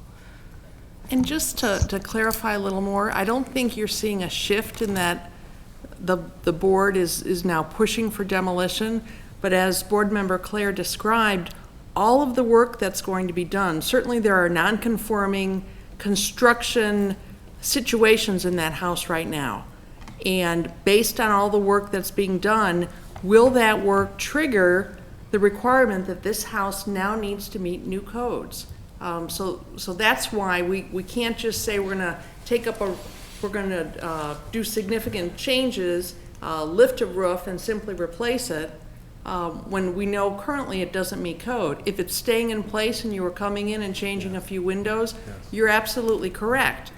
Certain things in the house would not need to be looked at, but the extent of work, and at this point, we still aren't exactly clear about everything. You know, Board Member Clair, you listed a whole array of pieces of this house that will come apart. We believe that there, at least on the face of it, there is enough coming apart on this house that will trigger the need for more things to be changed in order to meet today's building codes. We can't rehab a house and have it be unsafe or unhealthful, and that's why we look at that 50% rule. And at this point, we're just not able to understand that. And what's the point in raising a 2x4 roof just to go back in and painstakingly sister next to those 2x4s a bunch of 2x6s, peel off the shingles to expose whatever plywood, or it's probably pine, butted up all the way across, you know, pulling out all the nails, fixing all the damage. You know, it just becomes a surgical operation that, you know, if you just didn't bother lifting it up and you just ripped it off and put up your framing, you're going to save time and money. And I can't say that because I'm not the contractor and I don't have my finger on the pulse of costs of materials and labor. But besides that illogic that I'm wrestling with is the idea that regardless if we lift it up and put some walls in between, we still need a variance.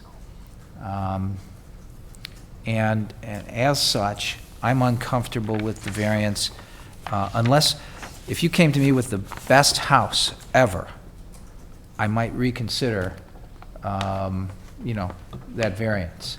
But if you give me something that's, you know, a result of existing conditions that you had to work around and it didn't make the best composition and it was ill-conceived because of the concept of trying to work with what to me is probably some substandard, but again, I can't say that definitively.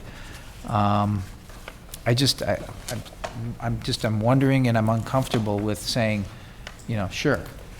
And I don't want to lead you on.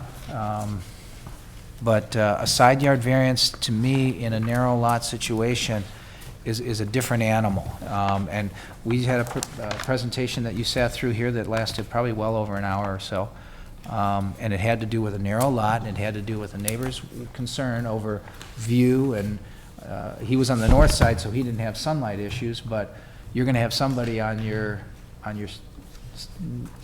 north side that's going to have sunlight issues when you put your house another story taller and you go straight up on a setback violation. I'd expect that neighbor to come in here and voice a concern, and rightfully so. Those side yard setbacks are there to protect the neighbors in the event that this house catches fire and it doesn't spread, in the event that you're blocking the sunlight and harming his quality of life. And if anybody has to get through on this property with a stretcher or you know, anything, and can't, well, that's shame on us for allowing you to do it. So anyhow, front yards, I would have no problem with a front yard variation on this. The side yard, If I can, let me, if that was in the way of a question, several things. I'm sorry. Well, yeah, I'd like to bring it back to, one moment, please. We're at the point of board questions to the petitioner or staff. So if you'd like to table that and resurface it for our discussion, then I'd like to move along on that, unless you'd like to let it be a question at this juncture. No. Okay. Do we have any further questions from the board? No. Okay. You will still be given a chance, Mr. Rashevsky. Thank you. Okay, then at this point, I would like to invite anyone from the public who wishes to speak regarding this petition. Please step forward to the podium and state your name. Thank you.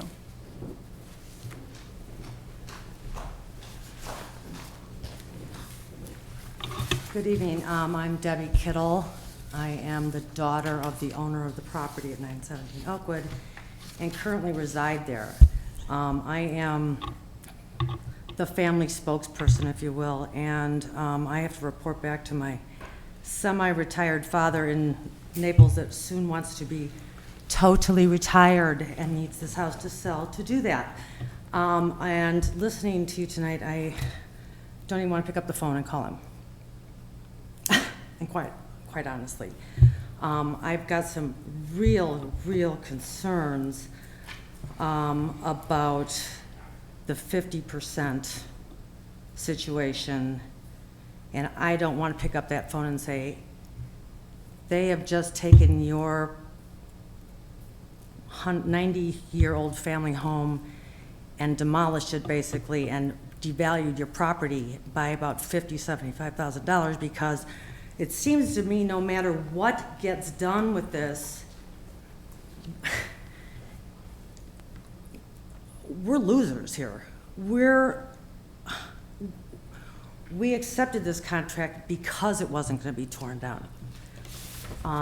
For those of you that don't know me, I was a realtor for 20 years, just retired last year, and every contract that I had to write, there was a rider, City Lake Forest rider, that went along with it saying, basically, we do not want anything demolished in this city. And from what I'm hearing tonight, seems to be a whole different story. I've been writing notes, so I'm a little bit out of sorts here. And I just wanted to mention to you, I'm sorry I don't know your name, but with this, the relevance of the variance on the north side and the safety situation. Right now on that north side, there is a ramp. My brother, who lived in that home for 25 years, was a quadriplegic. I can't even tell you how many times the fire department or the paramedics were there to get my quadriplegic brother into an ambulance. There was never an issue. There was never a safety issue with getting my quadriplegic brother out of that house. And so I don't know why there would be, all of a sudden, be one now. I have the neighbor to the south with me, who is here to support me. The neighbor to the north, which seems to be the biggest concern, wanted to be here to support the project, but had to be over at St. Mary's for a different event tonight, so they couldn't be here. But I can tell you right now, and I would invite any of you to come and see what the second story in that home involves right now, because it is a story and a half, and it now, as it exists, looks into the second story on the north side, and they don't have an issue with it. They don't, they've seen the plans. They actually had a friend that they wanted to buy the house so the friend could renovate it and they could be neighbors. So I'm very conscious of not wanting to have that house torn down. I can tell you the neighbors will not support a tear down there.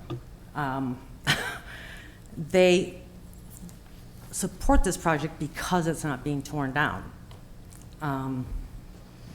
And when I listed this house, when I originally listed this house, I had a structural engineer come over because I knew what the issues were going to be ahead of time. 20 years in real estate and working with builders, I knew I needed someone to tell me, yes, it's structurally sound, so I could get it on the market and knowingly be able to tell people, yes, it's structurally sound. I didn't get it in writing because I didn't write the guy a check. He was doing a favor and coming over and look at it. I also had a mold inspector come over, check it out, for mold. I also had someone come over and give me an estimate for drain tile because I knew that would be an issue. So I did a little bit of homework ahead of time, and as I'm sitting here listening tonight, I am greatly disappointed in granting a variance on the north side. The house has been the same setback on that house for 90 years. I'm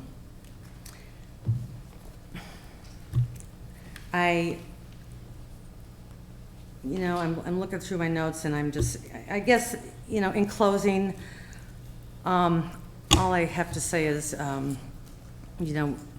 I would hope that you would consider against a tear down on this property.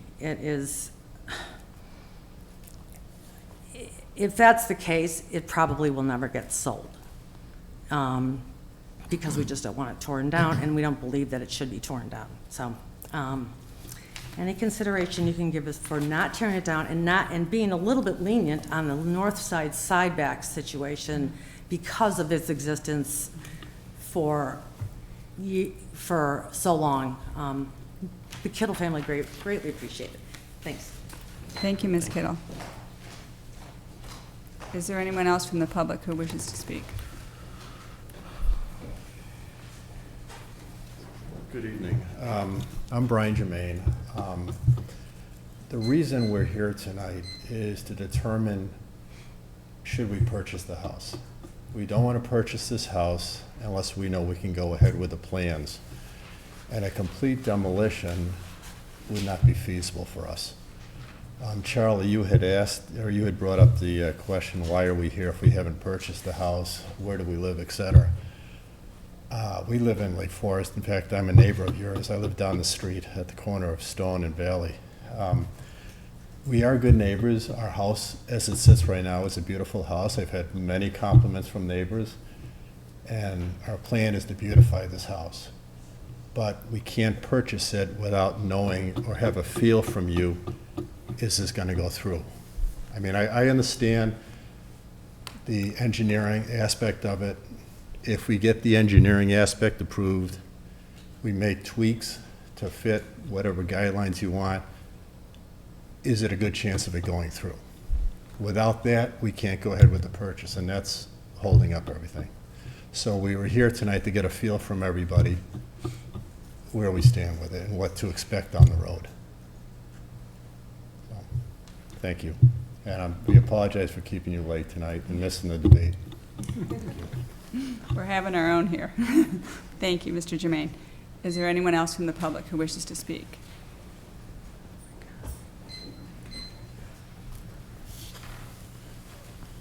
I just really wanted to get out of my chair. I'm just kidding. Sorry. I'm Gina, and I live to the south of Debbie currently. And my family and I, and the Coles to the north, we do support not a full demolition. We would like to see it be as quick as we could, as safe as we can, for the safety that comes along with Oakwood Avenue where we live, which is a terribly busy street. And with the amount of equipment that would need to be there, we'd like to see the project with safety in mind and everything else, but we'd like to see it go as quickly as we can with the preservation of the current house intact. Thank you. Thank you.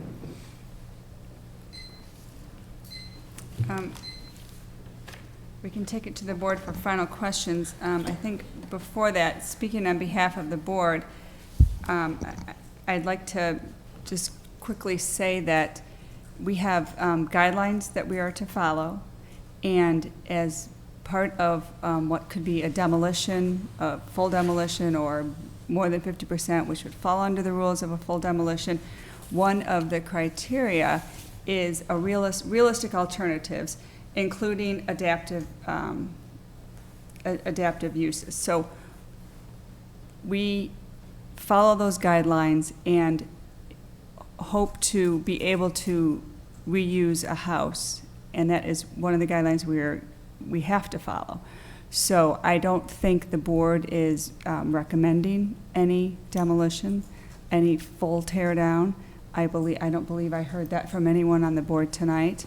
And I think we're holding true to what the city's guidelines are.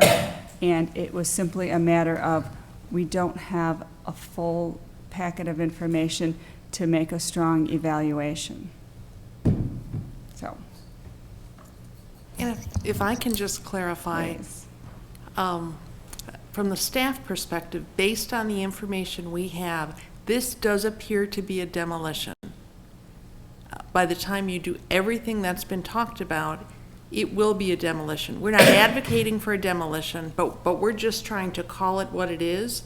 And we too would like it to be done certainly in a safe manner, in a quick manner. And so we want to be sure that everyone understands exactly what's proposed.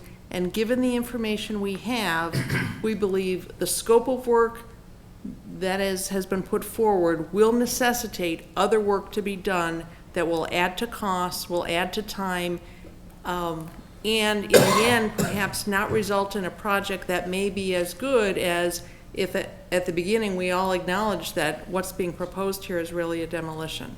So again, we're not advocating. I don't think there's anyone in this room who isn't supportive of alterations, modification to the house. Perhaps it's just the scope of work now proposed that puts it over that piece for us to look at it and say, we're not sure this can be done without doing a full demolition. So just to clarify. Right, and a full demolition by the city code doesn't mean a complete tear down of a structure. It simply, by definition, means more than 50% being called a demo is called a complete demo, and therefore it comes before us. So, But then you have to follow the rules of a tear down if it's more than 50%, correct? Am I understanding that right? that's correct. Okay, so am I? Would you please come back to the, absolutely, not a problem. Thank you so much, Ms. Kittle. Am I correct in assuming then that anyone that wants to, say they decide, I'm not going there, and that anyone that wants to put a second story on that house is going to be more than 50% demo? No. Because that's my big concern, is, I mean, because it is ripe for a second story. And I don't think anyone's going to buy that unless they could put a second story on it. So if that puts it to a 50% demo status, then we've now got to meet the guidelines of a tear down. Which is, I thought, what Mr. Rashofsky was already saying. He knew that you would have to go for those variances and go to ZBA. So I don't see that there is any conflict in that discussion. Okay, well, but I was getting some resistance on granting a variance. That's the take that I had, was a lot of resistance on granting a variance. Let me Okay. just, It's not our place to do that to Right. begin with. Right. It's not we can't do that. Okay, let's let me go back. clarify some things. Please. I'm sorry, I Thank thought you, that's Meg. what this gentleman right here in the end was saying, that Right. it was. Let's have Megan speak to this, and then we'll Okay. fall back in. Thank you. To respond to your question of whether or not any second floor addition would be considered a demolition, I think at this point we don't have the information we need to make that determination. There could be issues with the foundation. There could be issues with the scope, as Ms. Cerniak was saying, that could lead to additional changes to meet today's standards and today's codes. So I think one important thing is to get enough information with respect to this project or with respect to another project that comes forward so that those answers can be provided. With respect to the setback variances, the Building Review Board is not approving setback variances. They're not the body that considers the actual zoning setback. The Zoning Board of Appeals is the body that would be reviewing the zoning criteria, which is different from the Building Review Board criteria for the actual setback variance. I thought they based it on BRB. The Building Review Board does have standards that speak to the site plan, indicating that all setbacks should be met or exceeded. I think in certain cases, the board has forwarded support for construction within a setback, when appropriate. But it is part of their consideration when they're looking at a site plan, when they're looking at the mass of a project. But as far as the actual variance, that is being considered by the Zoning Board of Appeals. So hopefully that clarified. Well, and let's be clear, this isn't just adding a second floor. You're gutting the entire first floor, you're moving and taking off all the windows, you're stripping off all the siding, you're tearing off some of the elements on the outside of the thing. This is just not simply adding a second floor. So, Okay, so it wouldn't necessarily mean that anyone that wanted to put a second story That's on right. would, okay, that's what That's I want to be correct. clear of, so when I call Florida, I can, and if somebody wanted to add a second floor and meet the setback requirements and propose a second, a composition to this house that met our guidelines for the aesthetic Okay, issues, I'm confused. it could be approved. how can we meet the sideline guy? I don't understand how we could meet it if there's a second story put on. I'm sorry, say your question again, please. You said if you could meet the sideline guidelines. The first floor is non-conforming. If you put a second floor on this house that was conforming to the 10-foot setback, you wouldn't have to go to ZBA, and we'd be talking. So the second story another- would have to be smaller than the first. That's correct. First, okay. Yeah, because you're taking the roof off, right? You still have to go, you have to go in case. I think it's hard to evaluate requests that we don't have before us. I think we can certainly look at the project that's before us this evening and speak to that. Certainly, the petitioner can take time to review, different plans that maybe decrease the scope of the project. Perhaps look at setting back the second story so that it does meet the side yard setback.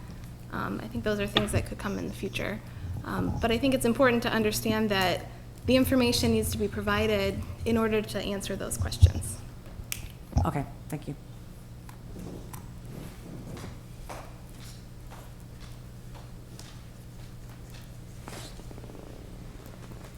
Okay. Does the petitioner allow you for any rebuttal for the public comments? Thank you. Thank you very much. And I think you're giving us exactly what we wanted. I would just say that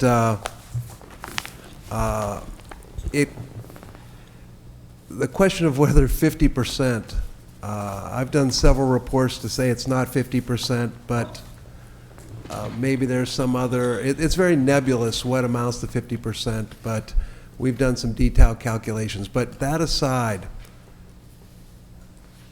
we have a house that stood 100 years, and we're not changing the footprint. We are, in any restoration project, we typically gut everything because all the electric has to be redone, all the plumbing has to be redone. So almost in every of the 30 or 40 projects I've done like this in town, that work scope has occurred. But in this case, it's probably the simplest of.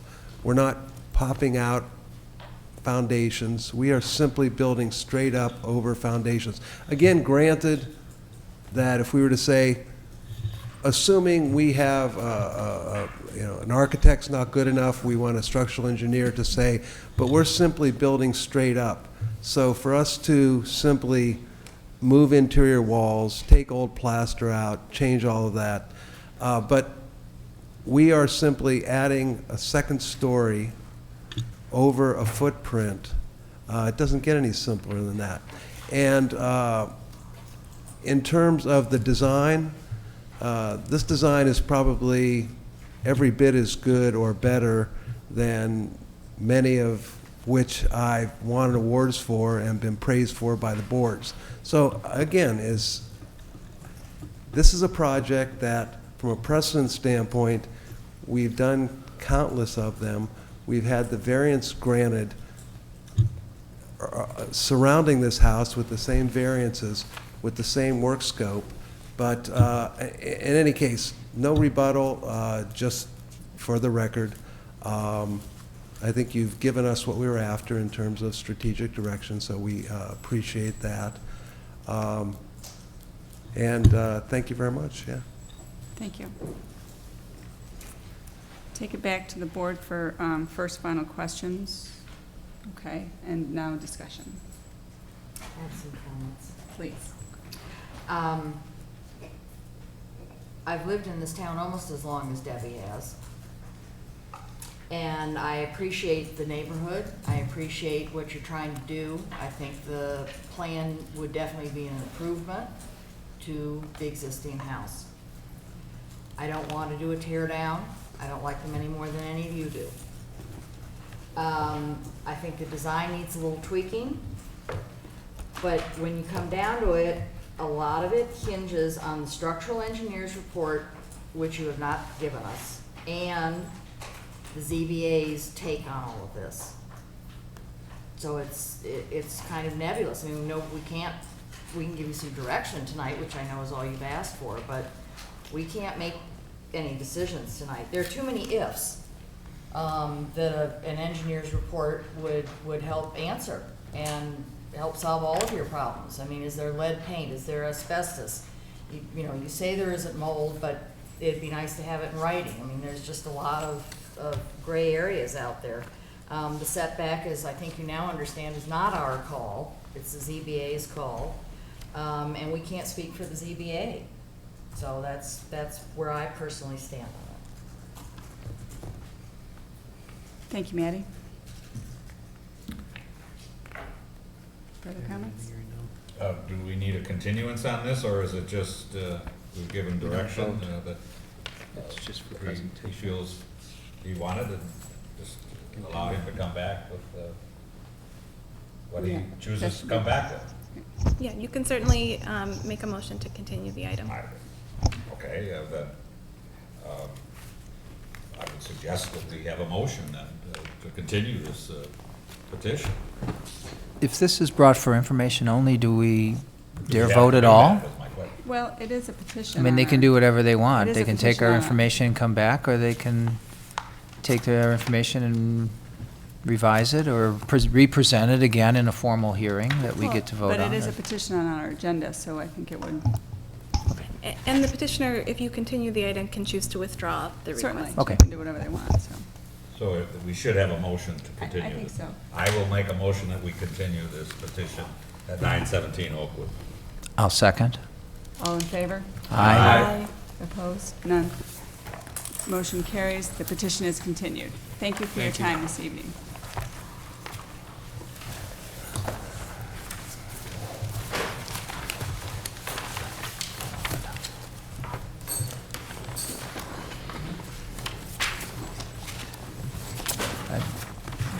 We have to move to adjourn.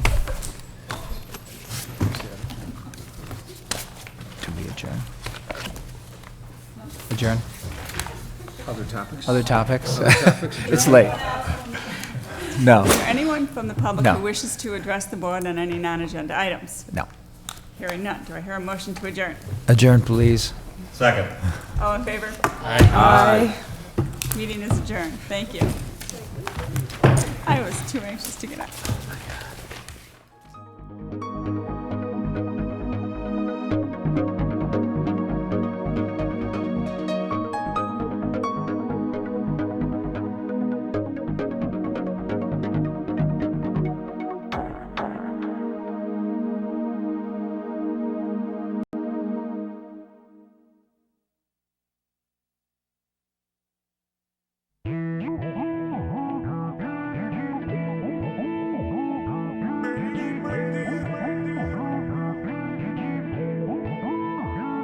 So